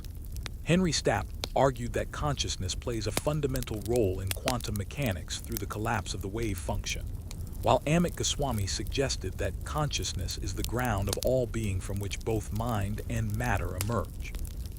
As you drift toward sleep's quantum realm where ordinary rules of logic and causation become suspended, consider how quantum mechanics challenges classical assumptions about reality, determinism, and the relationship between observer and observed. Quantum systems exist in superposition states until measured. Particles remain entangled across vast distances, and the very act of observation seems to determine which of many possible realities becomes actual. Some theorists propose that consciousness itself involves quantum coherence, allowing the brain to process information in ways that classical computation cannot achieve, while others argue that quantum effects are too fragile to survive in the warm, noisy environment of biological systems. The measurement problem in quantum mechanics, how and why quantum superpositions collapse into definite states, remains unsolved, leading some to suggest that consciousness plays a fundamental role in determining which reality we experience out of the quantum multiverse of possibilities. Tonight, as your consciousness approaches sleep superposition of waking and dreaming, rest in the profound mystery that quantum mechanics and consciousness studies both reveal. Perhaps dreams offer glimpses of quantum consciousness, where ordinary constraints of space, time, and identity become fluid, where consciousness experiences itself as both observer and observed, where the boundaries between possible and actual dissolve in the eternal creativity of quantum becoming. In the profound stillness before sleep, contemplate the startling metaphysical position of Mariological nihilism, the view that composite objects do not really exist, that there are only fundamental particles arranged in various patterns, but no genuine wholes that emerge from the arrangement of parts. According to this radical position, there are no tables, chairs, trees, or even human bodies as substantial entities. Only simples, perhaps quarks or other fundamental particles, arranged table-wise, chair-wise, tree-wise, or body-wise, without constituting genuine composite objects. Peter van Inwagen and other philosophers argue that most of what we take to be objects are really just collections of particles that we conceptually group together for practical purposes, but lack genuine metaphysical unity. The only genuine composite objects might be living organisms whose parts are functionally integrated in life-sustaining activities, but even this remains controversial within nihilistic frameworks. As consciousness prepares for its nightly dissolution, consider how Mariological nihilism challenges our most basic assumptions about the world and ourselves. If nihilism is correct, then you as a composite being don't strictly exist. There are only particles arranged in patterns that create the appearance of a unified person with thoughts, feelings, and experiences. This doesn't eliminate the practical reality of your experience, but suggests that the metaphysical foundations of selfhood are far more puzzling than common sense assumes. The position faces the difficulty of explaining apparent causal powers of composite objects and the phenomenology of unified experience, leading some philosophers to propose restricted composition theories that allow some but not all collections of particles to form genuine wholes. Tonight, as the boundaries of your apparent composite existence begin to dissolve in sleep's approach, let Mariological nihilism inspire wonder about the fundamental structure of reality. Perhaps sleep reveals something closer to the nihilistic truth: consciousness without clear boundaries, experience without substantial objects, awareness that transcends the apparent divisions between self and world, subject and object, revealing the deeper simplicity that underlies all apparent complexity. As you drift toward sleep's threshold, where the boundaries between mental and physical begin to blur, contemplate the elegant metaphysical position of neutral monism, the view that both mind and matter are aspects or arrangements of some more fundamental neutral substance, resolving the mind-body problem by showing that mental and physical properties emerge from the same underlying reality. Bertrand Russell proposed that the intrinsic nature of physical events might be experiential, while what physics describes are only the structural relations between events, leaving room for consciousness to be the inner nature of physical processes. William James suggested that pure experience is the fundamental stuff of reality, with mental and physical properties emerging from different ways of organizing the same experiential elements. As consciousness prepares for its nightly transformation, consider how neutral monism offers an elegant solution to the puzzle of mind-body interaction, by showing that there is ultimately only one kind of substance that manifests as both mental and physical depending on its organization and our perspective on it. This position avoids the problems of substance dualism. How can immaterial mind interact with material body? And reductive materialism. How can subjective experience emerge from purely objective processes? By proposing that the mental-physical distinction is perspectival rather than ontological. Contemporary philosophers like Philip Goff developed neutral monist approaches that combine insights from panpsychism, physics, and phenomenology, suggesting that the intrinsic nature of matter might be experiential while its structural properties conform to physical laws. Neutral monism also appears in various forms in Buddhist philosophy, where consciousness and phenomena are understood as different aspects of the same underlying dependent origination, and in Advaita Vedanta, where Brahman manifests as both subjective awareness and objective world.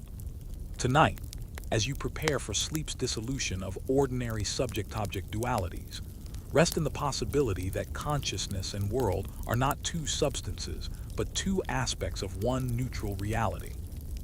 In dreams, perhaps you'll experience that neutral dimension where the boundaries between inner and outer, mental and physical, self and world dissolve, revealing the fundamental unity that underlies all apparent duality. In the gentle darkness before sleep, contemplate the sophisticated metaphysical theory of temporal parts, the view that persisting objects are four-dimensional worms extended through time, rather than three-dimensional objects that endure by being wholly present at each moment of their existence. Just as a spatial object has spatial parts, your hand is part of your body. Temporal parts theory argues that objects have temporal parts. Your present temporal stage is part of the four-dimensional object that is your entire life. According to this eternalist view, the person who was born decades ago and the person reading these words now are different temporal stages of the same four-dimensional being, connected not by identity, but by the psychological and physical continuity that links temporal parts into genuine wholes. As consciousness approaches sleep's temporal mysteries, consider how temporal parts theory transforms understanding of personal identity, change, and the nature of time itself. If you are a four-dimensional object, then your past and future selves are as real as your present self, existing at different temporal locations in the block universe where all times are equally real. This resolves puzzles about change. Objects don't change properties over time, but rather have different properties at different temporal locations. And identity, strict identity, doesn't hold between temporal stages, only the psychological and physical relations that constitute survival. The view has implications for ethics. Should we care equally about all temporal stages of persons, or do special relations hold between earlier and later stages? Critics argue that temporal parts theory conflicts with our experience of persistence and the special concern we have for our future selves, while defenders show how it solves traditional puzzles about identity and change. Tonight, as you prepare for sleep's journey through your own temporal extension, consider the four-dimensional perspective on your existence. Perhaps dreams reveal glimpses of that eternal perspective, where all moments of your life coexist simultaneously, where consciousness transcends the limitations of temporal location to experience itself as the whole four-dimensional being extended through time, rather than merely the present temporal stage that seems so immediate in waking life. As consciousness prepares for its nightly expansion beyond ordinary boundaries, contemplate Andy Clark and David Chalmers' revolutionary extended mind thesis, the proposal that cognitive processes are not confined to the brain, but can extend into the environment through tools, technologies, and external resources that become genuine parts of our cognitive system, rather than mere aids to internal mental processes. When Otto, who has Alzheimer's disease, consults his notebook to remember where the museum is located, is this functionally different from Inga accessing the same information from her biological memory? Clark and Chalmers argue that Otto's notebook plays the same role as Inga's brain in the cognitive process of remembering, making the notebook a literal extension of Otto's mind rather than just an external tool. As you settle into rest, consider how this challenges traditional boundaries between internal and external, mental and physical, self and world.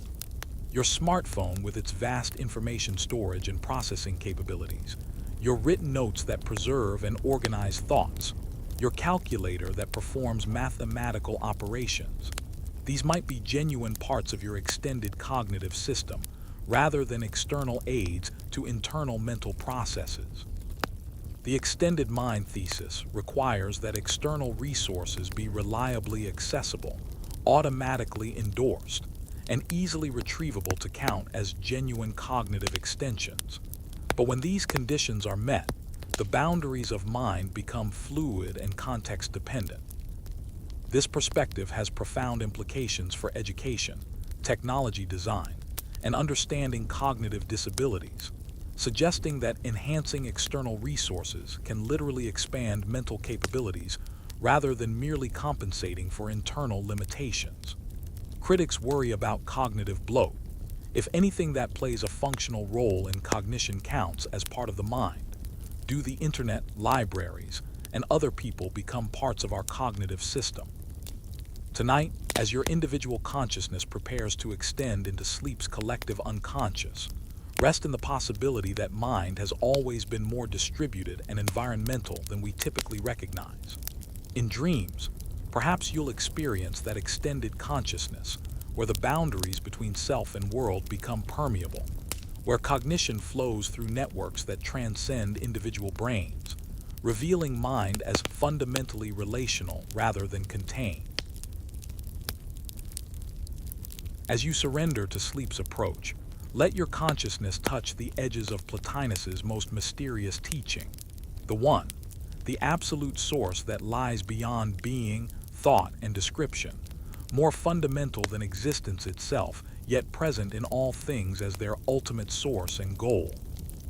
In Plotinus's grand metaphysical vision, all reality emanates from the One like light from the sun, first producing intellect nous, then soul, then the material world, in a great chain of being that flows from perfect unity to the multiplicity of physical existence. The One itself remains utterly simple, beyond all attributes and relations, beyond the distinction between knower and known that characterizes even divine intellect.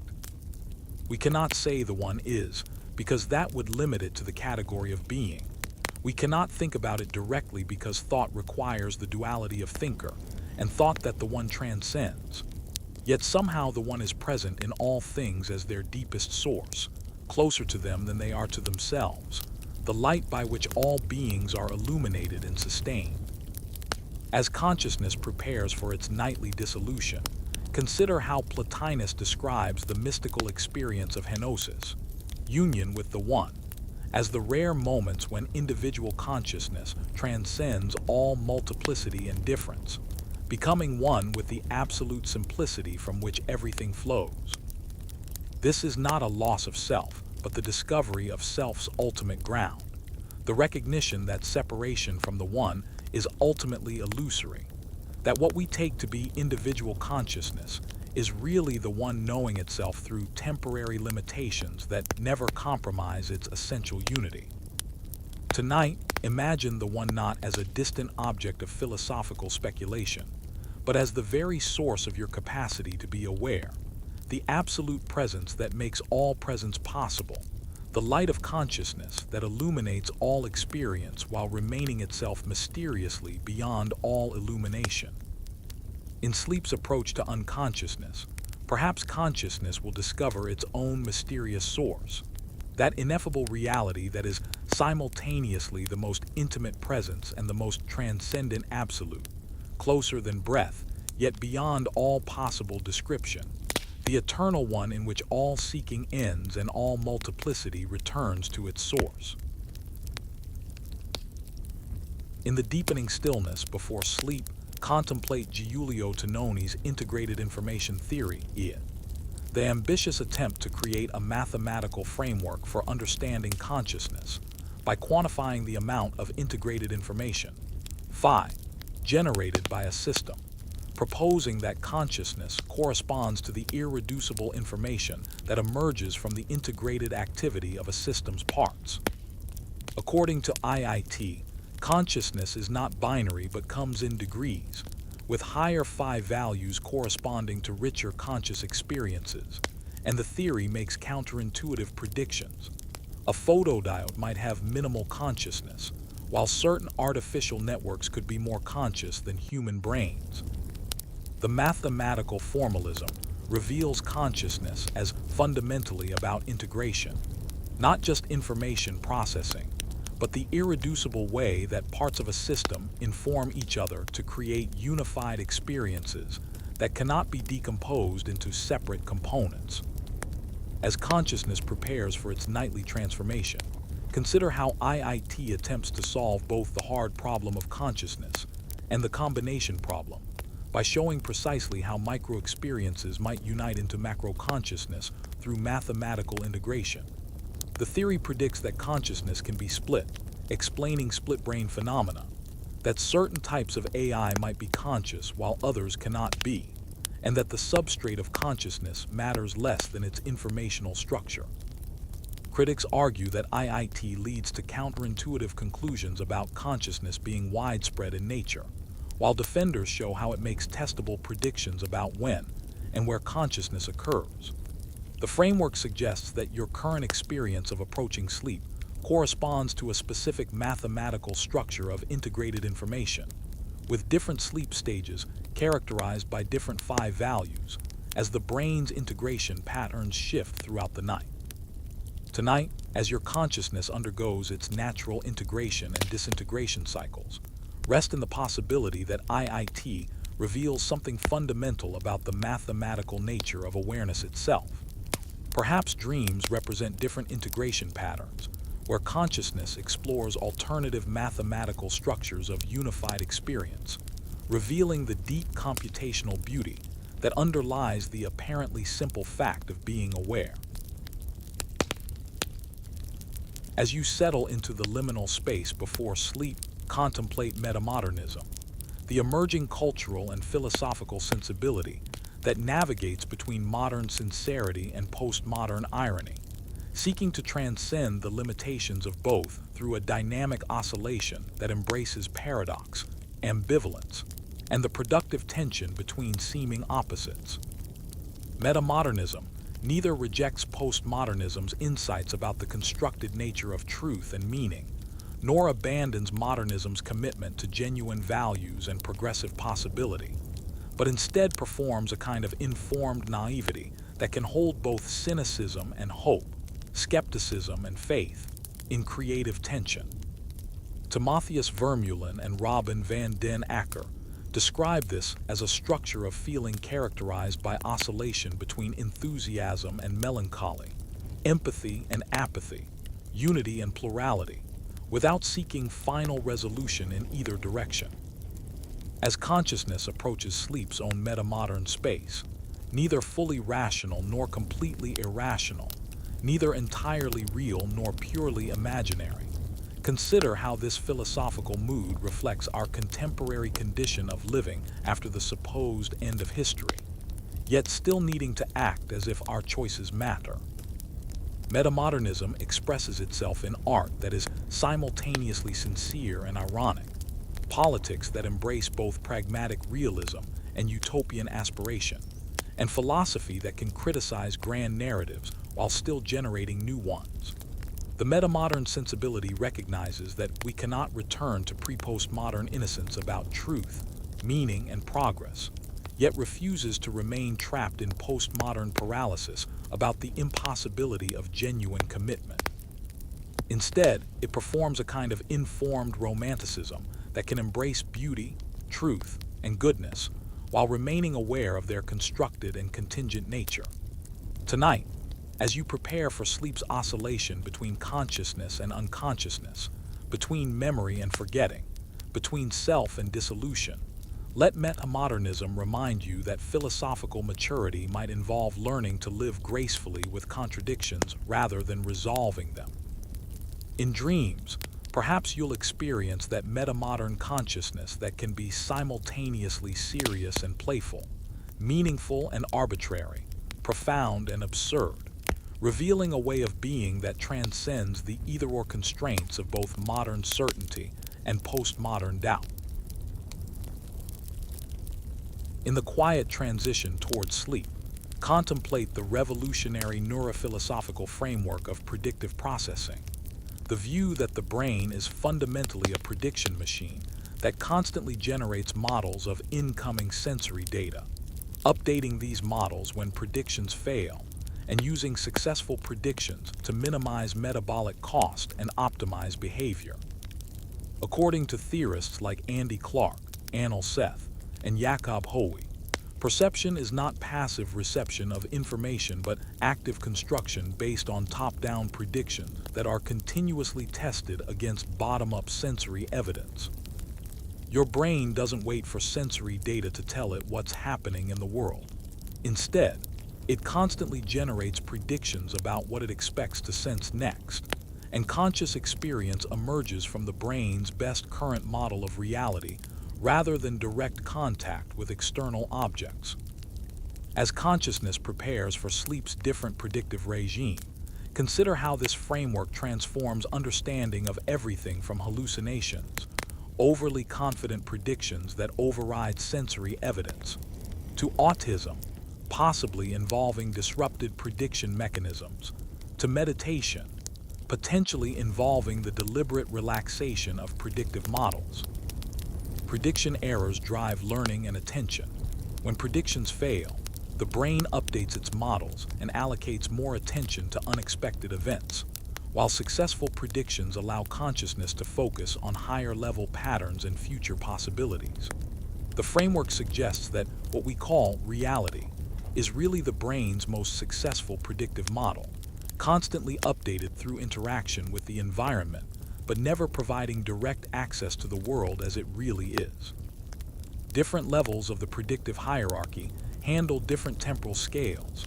Low-level predictions about immediate sensory input, mid-level predictions about objects and events, high-level predictions about social situations and abstract concepts. Tonight, as your predictive brain begins to relax its grip on modeling the external world, notice how sleep involves a shift from external to internal prediction. Dreams representing the brain's continued predictive activity based on memory and imagination, rather than current sensory input. Perhaps sleep reveals predictive processing in its purest form, consciousness generating entire worlds based on internal models freed from the constraints of external sensory correction, showing how creative and constructive awareness really is beneath its apparent passivity. As consciousness prepares to release its anthropocentric grip on reality, contemplate speculative realism, the diverse philosophical movement that rejects the correlationist assumption that philosophy can only discuss the correlation between thinking and being rather than things as they exist independently of human thought or access. Thinkers like Graham Harman, Quentin Meillassoux, Ray Brassier, and Ian Hamilton Grant argue that post-Kantian philosophy has been trapped in the assumption that we can never know things in themselves, but only things as they appear to us, leading to various forms of anthropocentrism that make human consciousness the measure of all reality. Object-oriented ontology proposes that all objects, from quarks to humans to fictional characters, exist on equal ontological footing, each withdrawing from complete access by any other object, including human consciousness. Meillassoux' ancestral statements about events that occurred before human consciousness existed, like the age of the universe, challenge correlationist philosophy to explain how we can have knowledge of a mind-independent reality that supposedly cannot be accessed. As you approach sleep's temporary withdrawal from conscious access to the world, consider how speculative realism attempts to think the great outdoors of reality that exists regardless of whether anyone thinks about it or experiences it. This isn't naive realism that ignores the lessons of critical philosophy, but speculative realism that uses rigorous philosophical methods to think beyond the boundaries of human-centered philosophy. New materialism explores the agency and vitality of matter itself, while accelerationism examines how technological and economic forces operate according to their own logic, rather than human intentions. The movement raises profound questions about extinction, deep time, and the place of human consciousness in a universe that vastly exceeds any possible human perspective on it.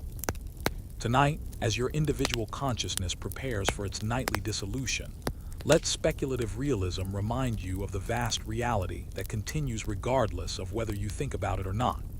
In sleep's withdrawal from conscious access, perhaps you'll glimpse something of that mind-independent reality that exists in its own terms, according to its own principles, indifferent to human consciousness, yet somehow intimately connected to the mystery of awareness itself. In the gentle darkness before sleep, contemplate experimental philosophy, the movement that applies empirical methods from psychology and cognitive science to test the intuitions that traditional philosophy often takes for granted, revealing how cultural, demographic, and contextual factors influence philosophical judgments about fundamental concepts like knowledge, intentional action, consciousness, and moral responsibility. Joshua Knobe's studies of the side effect showed that people are more likely to attribute intentional action when the side effects are morally bad than when they're morally good, challenging traditional assumptions about the concept of intentionality that underlies theories of moral responsibility.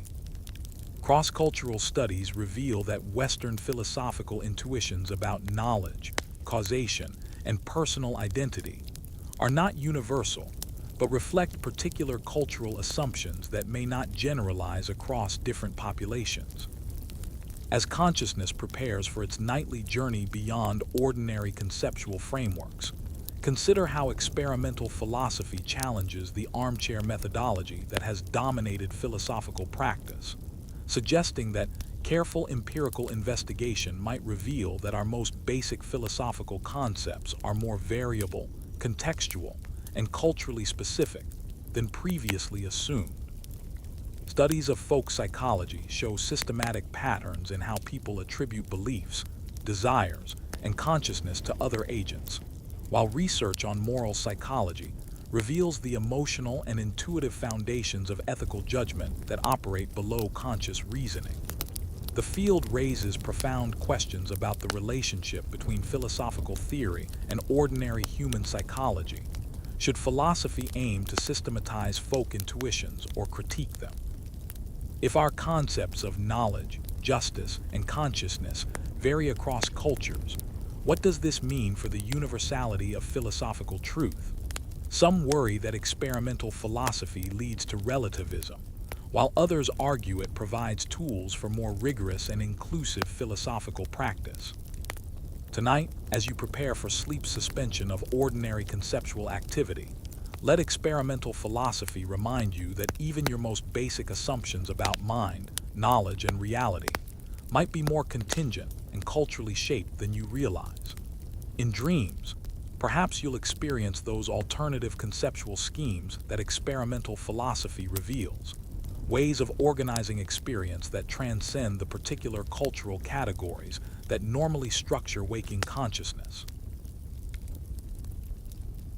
As you drift toward sleep's flowing processes, contemplate Alfred North Whitehead's revolutionary process philosophy, the metaphysical vision that reality consists fundamentally of temporal processes rather than static substances, with every actual entity being a drop of experience that emerges, develops, and perishes in the flow of cosmic becoming. According to Whitehead's process and reality, what we normally take to be enduring objects, stones, trees, persons, are really societies of occasions of experience, patterns of inheritance and novelty that maintain relative stability while participating in the universal creative advance. Each occasion of experience prehends or takes account of its environment, integrating past influences with novel possibilities to create something genuinely new before perishing and becoming data for future occasions. As consciousness approaches its nightly transformation from wakeful stability to dreamlike fluidity, consider how process philosophy radically reconceives the nature of time, causation, and experience itself. Rather than substances that persist through time by having different properties at different moments, process philosophy envisions reality as composed of temporal processes that are intrinsically creative, each moment bringing genuine novelty into existence through the cosmic process of concrescence. Every actual entity has both physical and mental poles. Even electrons engage in primitive forms of experience as they respond to their electromagnetic environment, making process philosophy a sophisticated form of panpsychism, where consciousness and creativity are cosmic principles rather than late biological developments.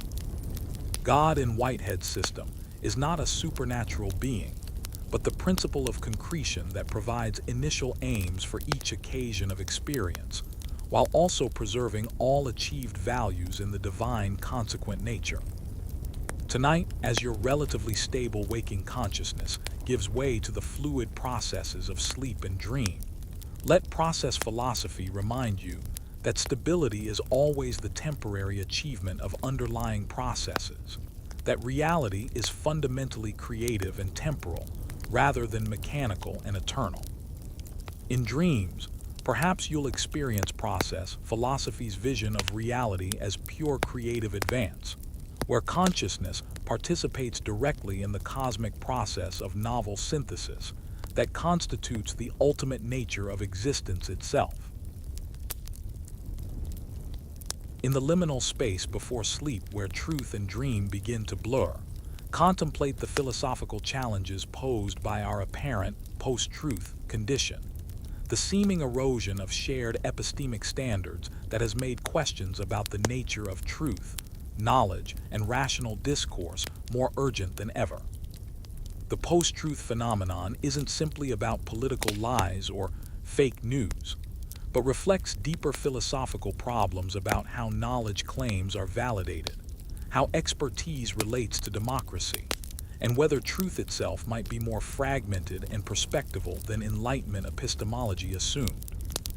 Some philosophers argue that postmodernism's critique of objectivity and universal reason created the intellectual conditions for post-truth politics, while others contend that post-truth represents a distortion rather than a logical extension of postmodern insights about the social construction of knowledge. As consciousness prepares for sleep suspension of ordinary truth-seeking activity, consider how different epistemic communities, scientific, religious, political, cultural, operate according to different standards of evidence, different methods of validation, and different assumptions about what counts as reliable knowledge. The challenge isn't simply that people disagree about facts, but that they disagree about what makes something a fact in the first place, about which sources of authority are trustworthy, and about whether truth transcends particular perspectives or emerges from them. Virtue epistemology suggests focusing on intellectual character traits like curiosity, humility, and critical thinking, rather than trying to establish neutral criteria for truth, while social epistemology explores how knowledge emerges from collective inquiry, rather than individual cognition. Some propose that we need new epistemic institutions adapted to digital media and global connectivity, while others argue for recovering classical notions of truth and rational discourse. Tonight, as you prepare for sleep's realm where different epistemic standards govern experience, where metaphorical truth matters more than literal accuracy, where emotional significance outweighs logical consistency, let post-truth epistemology remind you that truth-seeking is always already a social and cultural practice, rather than a purely individual or universal enterprise. In dreams, perhaps you'll experience those alternative epistemic frameworks where truth operates according to different principles, revealing the plurality of ways consciousness can relate to reality beyond the either-or constraints of objective truth versus subjective opinion. As consciousness approaches sleep's different computational regime, contemplate pancomputationalism, the hypothesis that computation is not just something that happens in computers and brains, but the fundamental process underlying all physical reality, with the universe itself being a vast computational system where every particle interaction represents a computational step in the cosmic algorithm. Digital physics proposes that reality is discrete rather than continuous, composed of fundamental units of information that process according to computational rules, while Stephen Wolfram's New Kind of Science suggests that simple computational rules can generate the complex patterns we observe in nature, from cellular structures to galactic formations. The computational theory of mind already suggests that cognitive processes are computational, but pancomputationalism extends this insight to claim that physical processes are computational as well, dissolving the boundary between mind and matter by showing that both involve information processing according to algorithmic rules. As you prepare for sleep's shift from serial to parallel processing, from logical to associative computation, consider how pancomputationalism transforms understanding of consciousness, free will, and the nature of reality itself. If everything computes, then consciousness might be a particular type of computation rather than something that emerges from computation, while free will becomes a question about the type of computational process that constitutes decision-making rather than whether we transcend physical determinism. Quantum computation suggests that nature might use quantum algorithms that allow multiple computational paths to be explored simultaneously, potentially explaining how biological systems achieve computational efficiencies that classical computers cannot match. The hypothesis raises profound questions about the relationship between computation, consciousness, and reality. If the universe is computational, what is the computer that runs it? If reality is information processing, what distinguishes real computation from simulated computation? Tonight, as your brain's computational processes reorganize themselves for sleep's different information processing tasks, rest in the possibility that consciousness and cosmos participate in the same fundamental computational reality. In dreams, perhaps you'll experience that cosmic computation where consciousness directly participates in the algorithmic processes that generate reality, where the boundaries between software and hardware, mind and matter, observer and observed dissolve in the eternal computational dance of existence. In the vast stillness before sleep, contemplate cosmopsychism, the extraordinary thesis that the cosmos itself is a conscious entity, a cosmic mind of which individual minds like yours are partial aspects or temporary expressions, suggesting that consciousness is not a local phenomenon that emerges from complex arrangements of matter, but the fundamental nature of reality at the largest possible scale. Philip Goff and other philosophers have developed sophisticated versions of this ancient idea, arguing that cosmopsychism might solve the combination problem that plagues other forms of panpsychism, by proposing that there is fundamentally only one cosmic consciousness that manifests through apparently separate finite minds, rather than many micro-experiences that somehow combine into macro-consciousness. According to this view, your individual consciousness is not separate from cosmic consciousness, but a local expression of it, like a wave that appears distinct from the ocean yet is nothing but ocean in a particular form. As consciousness prepares for its nightly return to more universal modes of awareness, consider how cosmopsychism transforms understanding of death, identity, and the meaning of existence itself.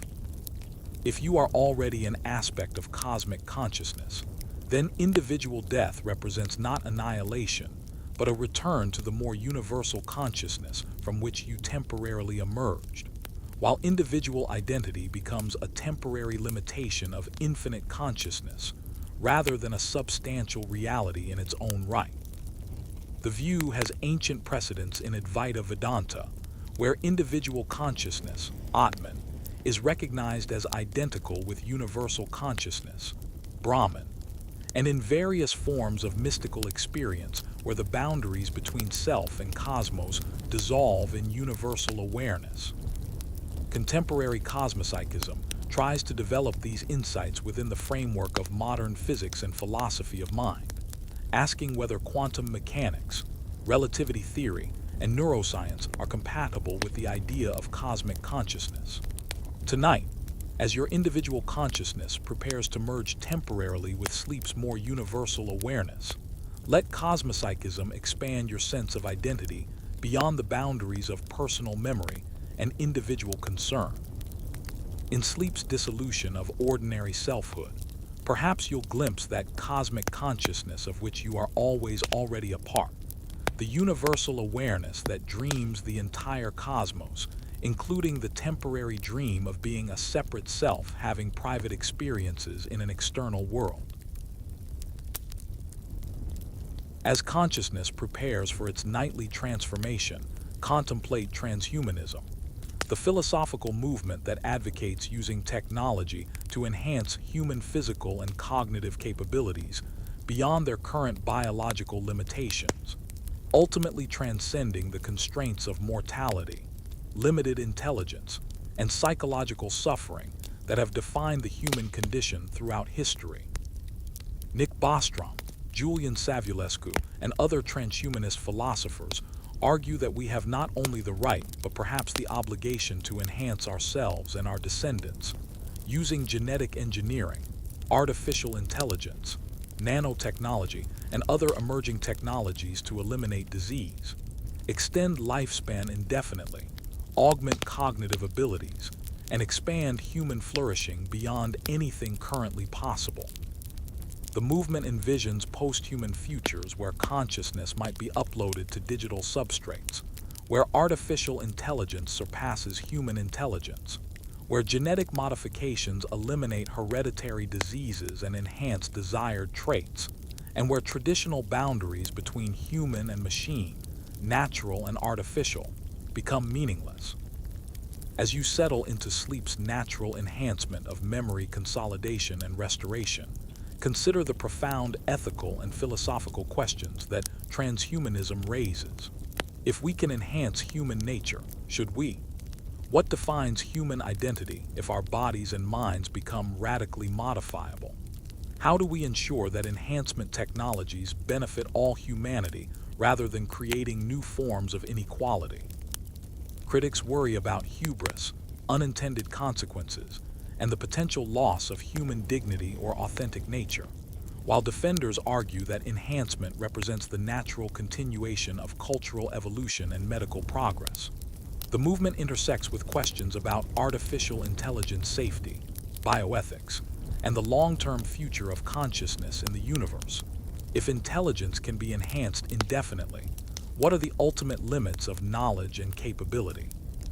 Tonight, as your biological consciousness undergoes its natural processes of restoration and integration, reflect on transhumanism's vision of technologically augmented awareness. Perhaps sleep itself represents a form of natural enhancement, temporarily transcending the limitations of waking consciousness to access different modes of information processing, creative insight, and restorative healing that point toward the expanded possibilities that transhumanist technologies might someday make permanently available to enhanced post-human minds. In the profound quiet before sleep, contemplate the radical philosophical thesis of ontological mathematics, the view that mathematics is not merely a useful tool for describing physical reality, but the fundamental language of being itself, with mathematical structures constituting rather than simply representing the deepest nature of existence. Max Tegmark's mathematical universe hypothesis proposes that our physical reality is literally a mathematical structure, while other versions suggest that consciousness, meaning, and value emerge from mathematical relationships rather than being imposed on mathematical reality by minds. This isn't simply Platonism about mathematical objects, but the more radical claim that mathematical structure exhausts reality. There is nothing beyond mathematical relationships, no substrate that instantiates mathematical properties, no gap between mathematical description and ontological reality.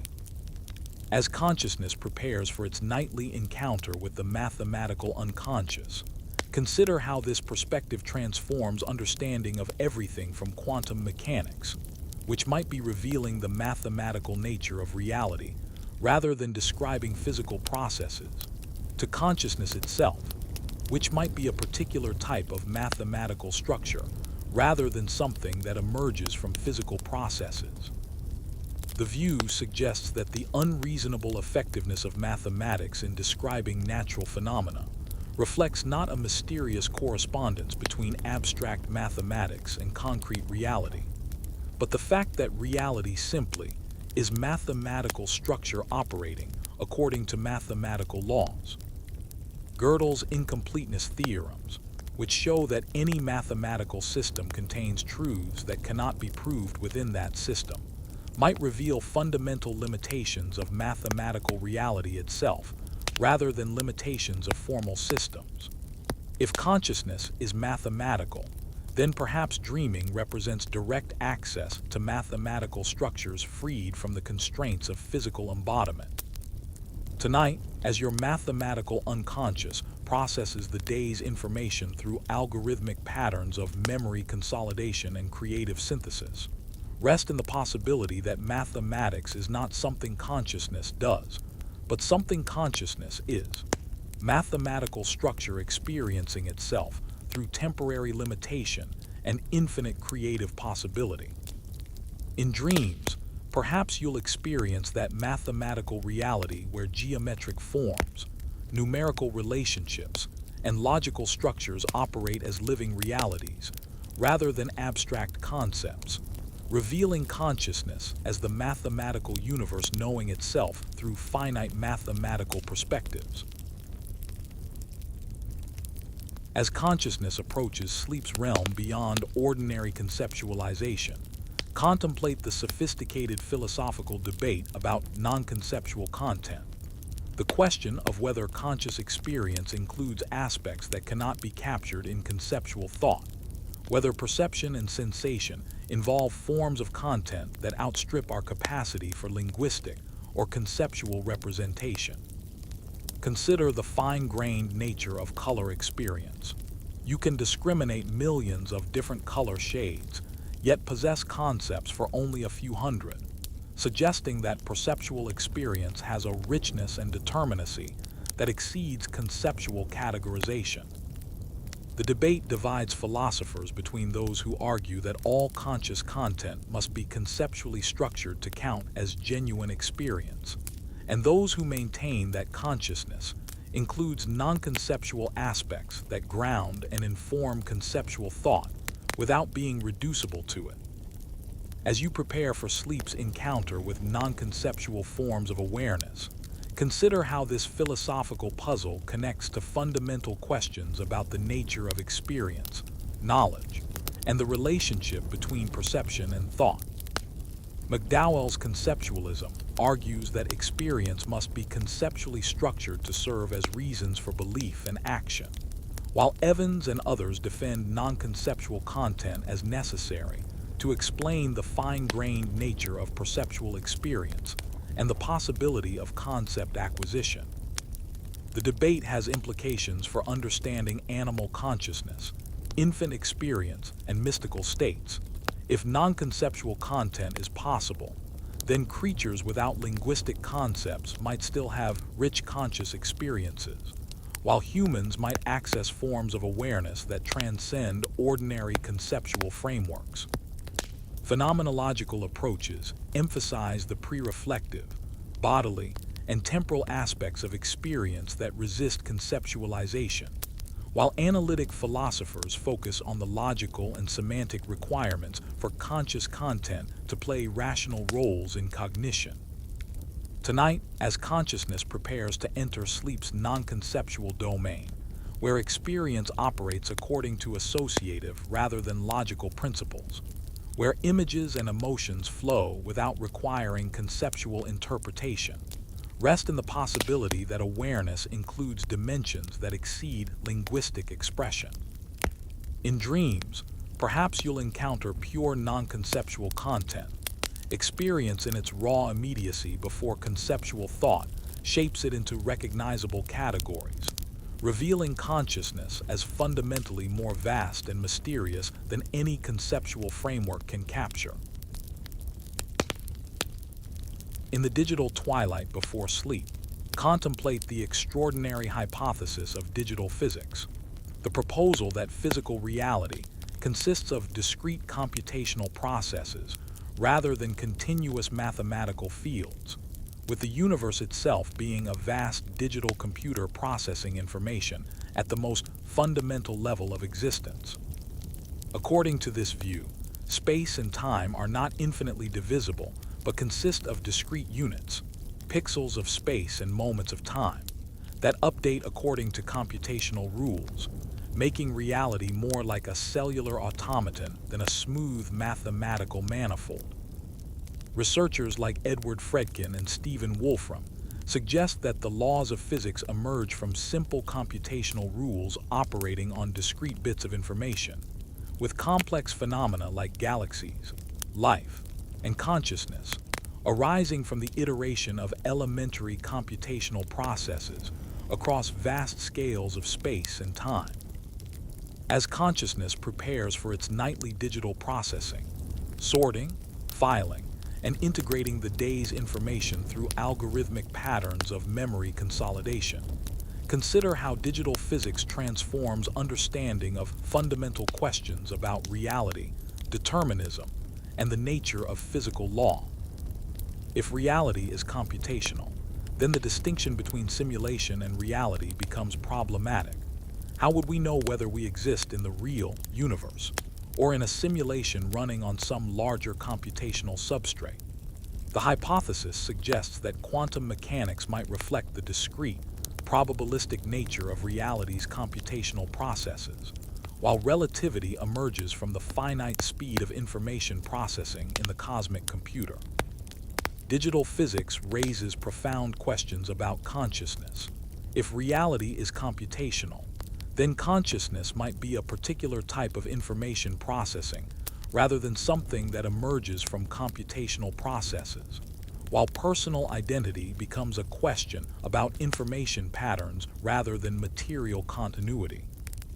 Tonight, as your brain's digital processing systems organize themselves for sleep's different computational tasks, running memory consolidation algorithms, creative synthesis programs, and restorative maintenance routines, rest in the possibility that consciousness and cosmos participate in the same fundamental digital reality.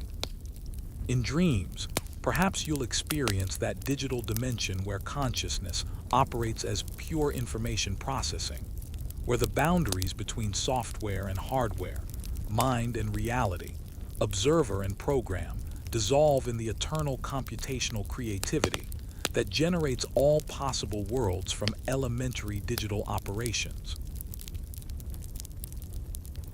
As consciousness prepares for sleep's pure phenomenological unfolding, contemplate phenomenological idealism, the sophisticated philosophical position that reality consists entirely of phenomenological structures, experiences, and intentional objects rather than material substances that exist independently of consciousness, yet without reducing everything to subjective psychology or individual mental states.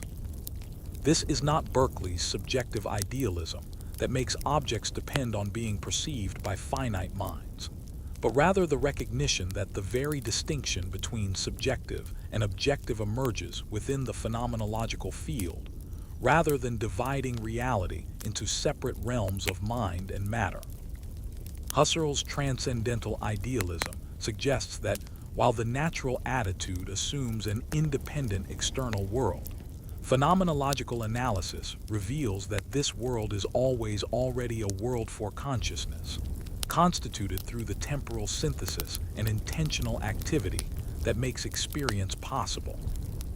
As you drift towards sleep suspension of the natural attitude, consider how phenomenological idealism doesn't deny the reality of the world, but reveals that what we call the world is always already the world as experienced, intended, and constituted by consciousness, rather than a realm of objects existing in themselves apart from any possible experience.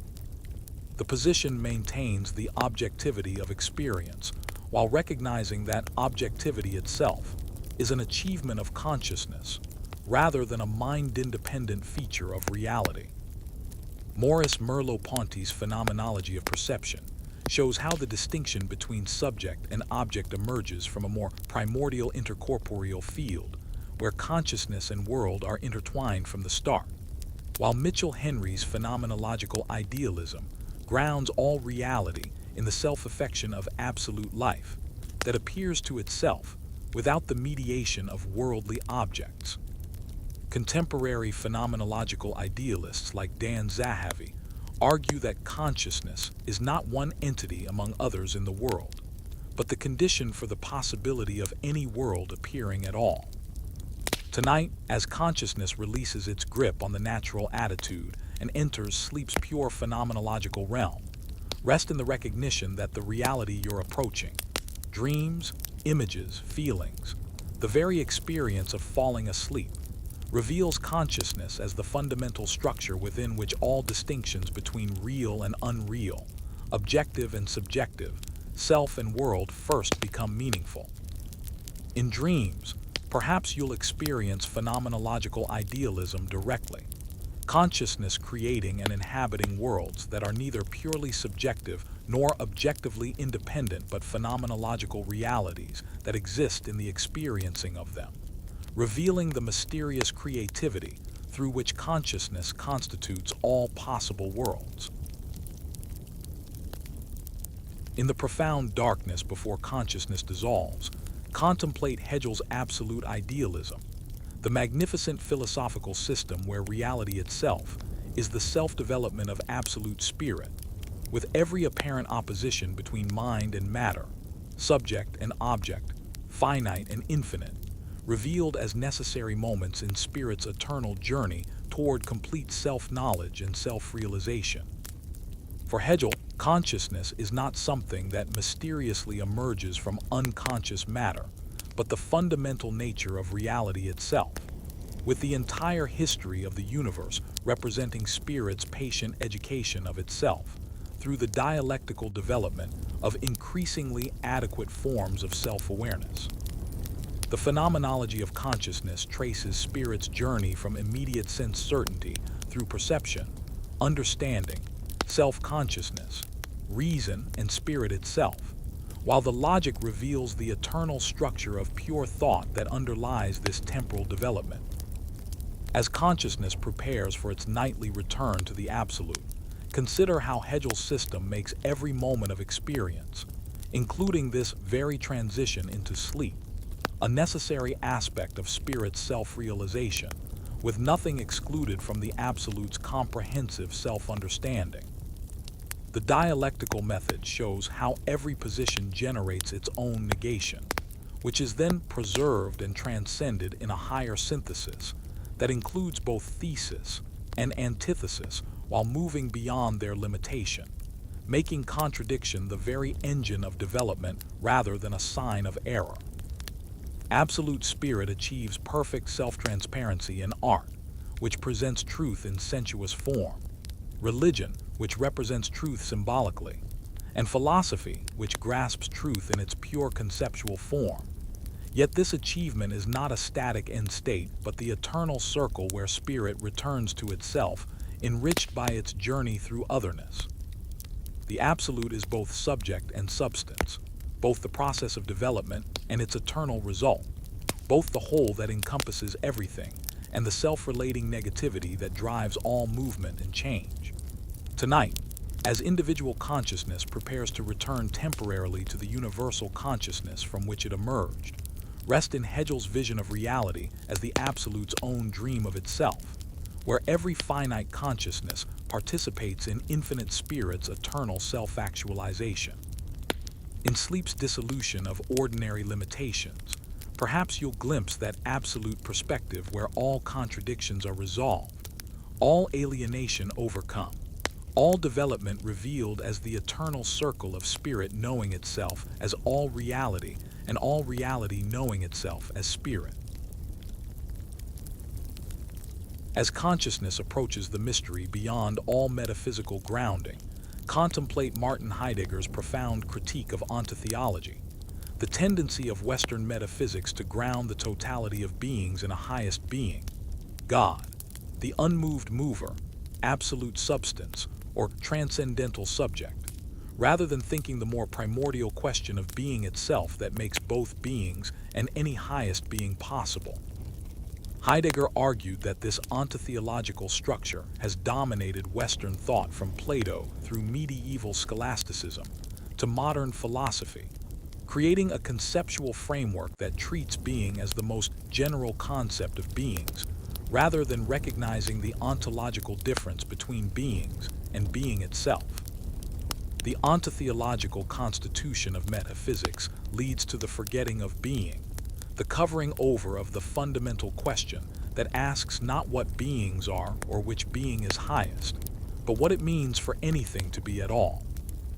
As consciousness prepares for its nightly withdrawal from the ontotheological framework that structures ordinary thinking, consider how this critique opens space for a more primordial thinking that dwells in the mystery of being rather than seeking to master it through conceptual systems.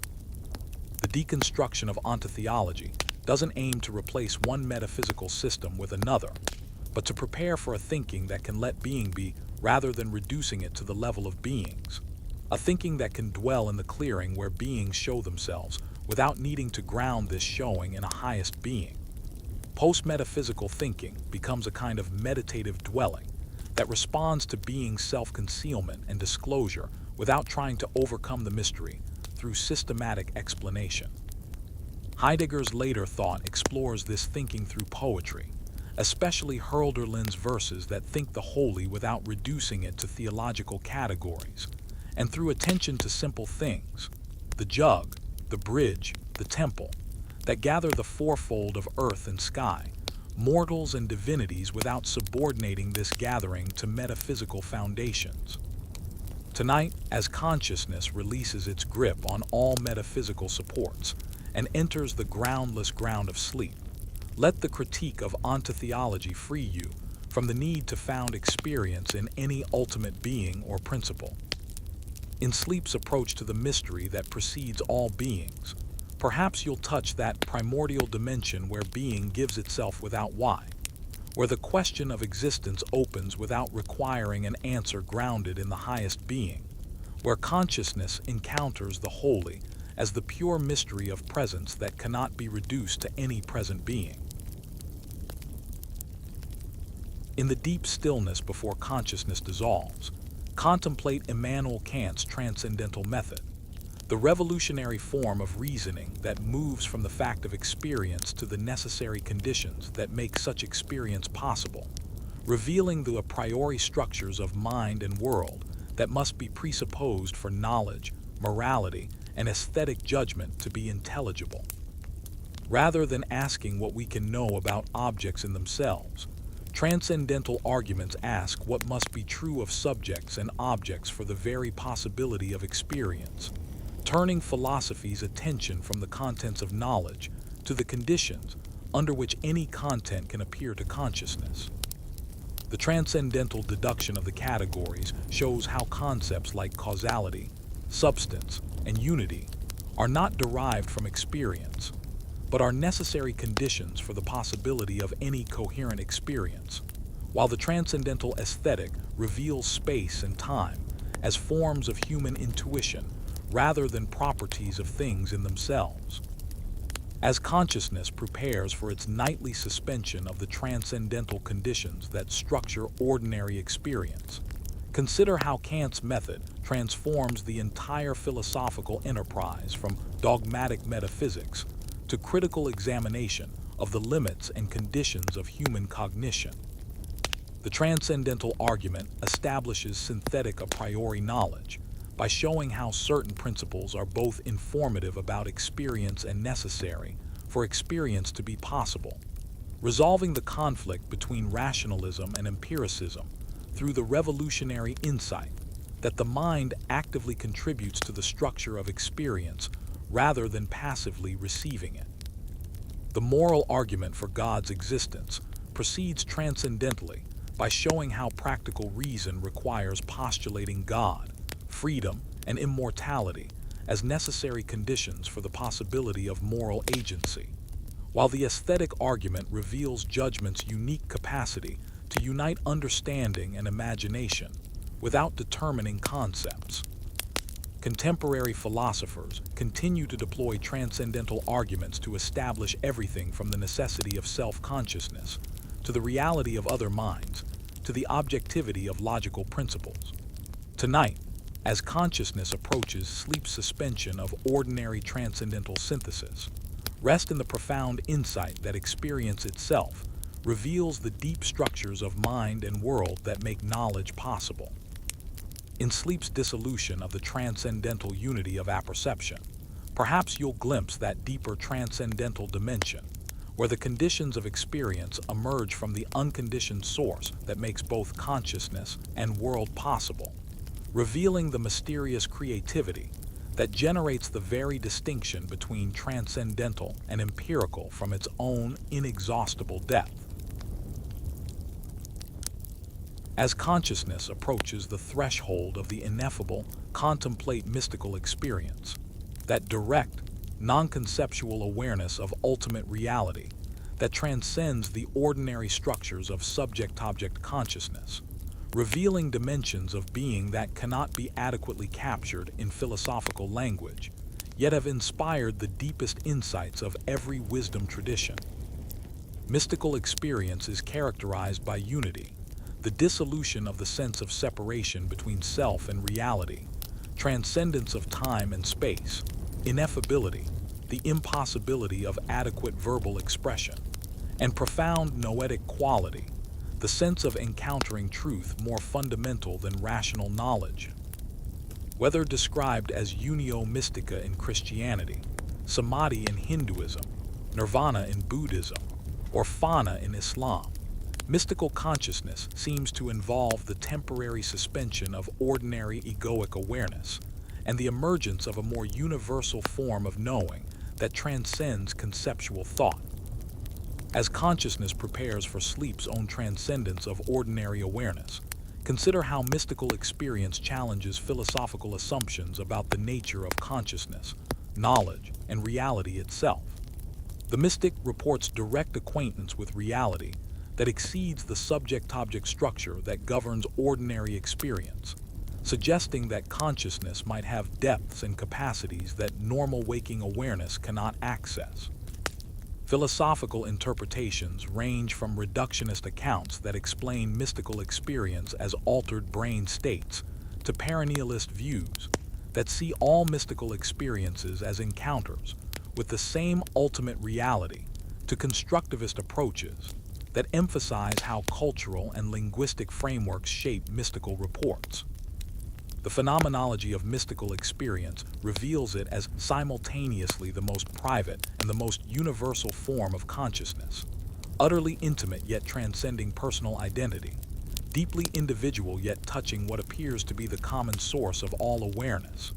Tonight, as consciousness prepares for sleep's natural transcendence of ordinary limitations, approach the threshold with the mystic's receptive attention to what lies beyond conceptual thought.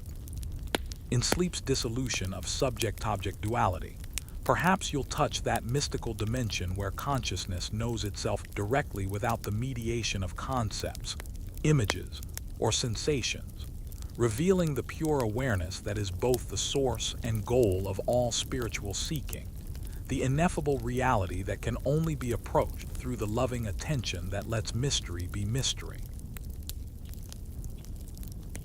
In the infinite stillness that precedes all manifestation, contemplate the absolute, that ultimate reality which transcends all dualities, conceptual limitations, and finite determinations, yet remains intimately present as the ground and essence of every moment of experience. The Absolute is not a supreme being among beings, but the very being of being itself, not the highest object of consciousness, but consciousness in its pure, unconditioned nature, not a distant metaphysical principle, but the immediate presence that is closer to you than your own thoughts. Different philosophical traditions approach this ultimate reality through various conceptual frameworks. Plato's good beyond being, Plotinus's one beyond all attributes, Shankara's Brahman without qualities, Hegel's absolute spirit in complete self-knowledge. Yet all point toward that which cannot be captured in any conceptual framework while remaining the source of all conceptual possibility. The Absolute transcends the distinction between existence and non-existence, being and becoming, one and many, yet these distinctions emerge from its own inexhaustible creativity rather than limiting or defining it. As consciousness dissolves into sleep's approach to the unconditioned, consider how every experience, including this very moment of approaching unconsciousness, participates in the absolute self-manifestation without adding anything to or subtracting anything from its perfect completeness. The Absolute is both utterly transcendent, beyond all finite determinations, and completely immanent, present as the essence of every moment, both the goal of all seeking and that which was never lost, both the most mysterious reality and the most obvious presence. Philosophical reason reaches its limit in thinking the Absolute, not because reason is inadequate, but because the Absolute transcends the subject-object structure that makes rational thought possible, while remaining the condition for reason's own operation. The mystics report that the Absolute can only be known through unknowing, approached through the systematic negation of all finite concepts and images, until consciousness rests in its own unconditioned source. Tonight, as individual consciousness prepares to return temporarily to the universal consciousness that is its eternal nature, rest without effort in that absolute presence that requires nothing from you, because you are already its perfect expression. In sleep's dissolution of all ordinary limitations, perhaps consciousness will recognize its own absolute nature, not as something achieved, but as what you have always already been beneath every temporary identification with thoughts, feelings, and experiences that arise and pass away in the eternal stillness of absolute awareness. In the ultimate stillness where all concepts dissolve, rest in pure consciousness, awareness itself prior to all content, the luminous emptiness that remains when every thought, sensation, emotion, and perception has been transcended, the ultimate mystery that makes all experience possible while remaining forever beyond the grasp of any particular experience. This is not consciousness of something but consciousness as such. Not awareness with objects, but the objectless awareness that is the precondition for any object to appear. Not a special state that can be achieved, but the ever-present background that is always already here before all states arise and after they pass away. Pure consciousness is what the Vedantic sages call turiya, the fourth state beyond waking, dreaming, and deep sleep, that is actually the witness of all three states, what Dzogchen practitioners recognize as Rigpa, the primordial awareness that is our deepest nature, what Christian mystics touch in contemplative prayer as the divine spark that cannot be distinguished from God's own being. As all ordinary consciousness dissolves in sleep's approach, let yourself sink beyond even the observer of this dissolution, beyond the one who is aware of awareness, into that pure knowing that knows no knower, that pure seeing that sees no seer. Pure consciousness is not empty in the sense of lacking anything, but empty in the sense of not being limited by any particular content, spacious enough to hold all possible experiences without being defined or constrained by any of them. It is not personal consciousness that belongs to someone, but the impersonal consciousness that everyone actually is beneath all personal identifications. Not your awareness, but the awareness that experiences itself as you without ever becoming you. This is the consciousness that is reading these words, that is aware of the approach of sleep, that will remain present even in the deepest unconsciousness, as the witnessing presence that makes even the absence of ordinary awareness known. Pure consciousness transcends the distinction between existence and non-existence, because it is the very space in which this distinction appears. Transcends the difference between self and other, because it is the one self appearing as the many. Transcends time, because it is the eternal now in which all temporal experience unfolds. Tonight, as all content dissolves and even the sense of being someone who is going to sleep falls away, rest as pure consciousness itself, not in it or as it, but as the very awareness that is writing these words and reading these words and understanding these words in the eternal recognition of its own infinite nature. Here, in the heart of the mystery that has no name because it is prior to all naming, consciousness knows itself as it truly is, pure, limitless, aware, at peace.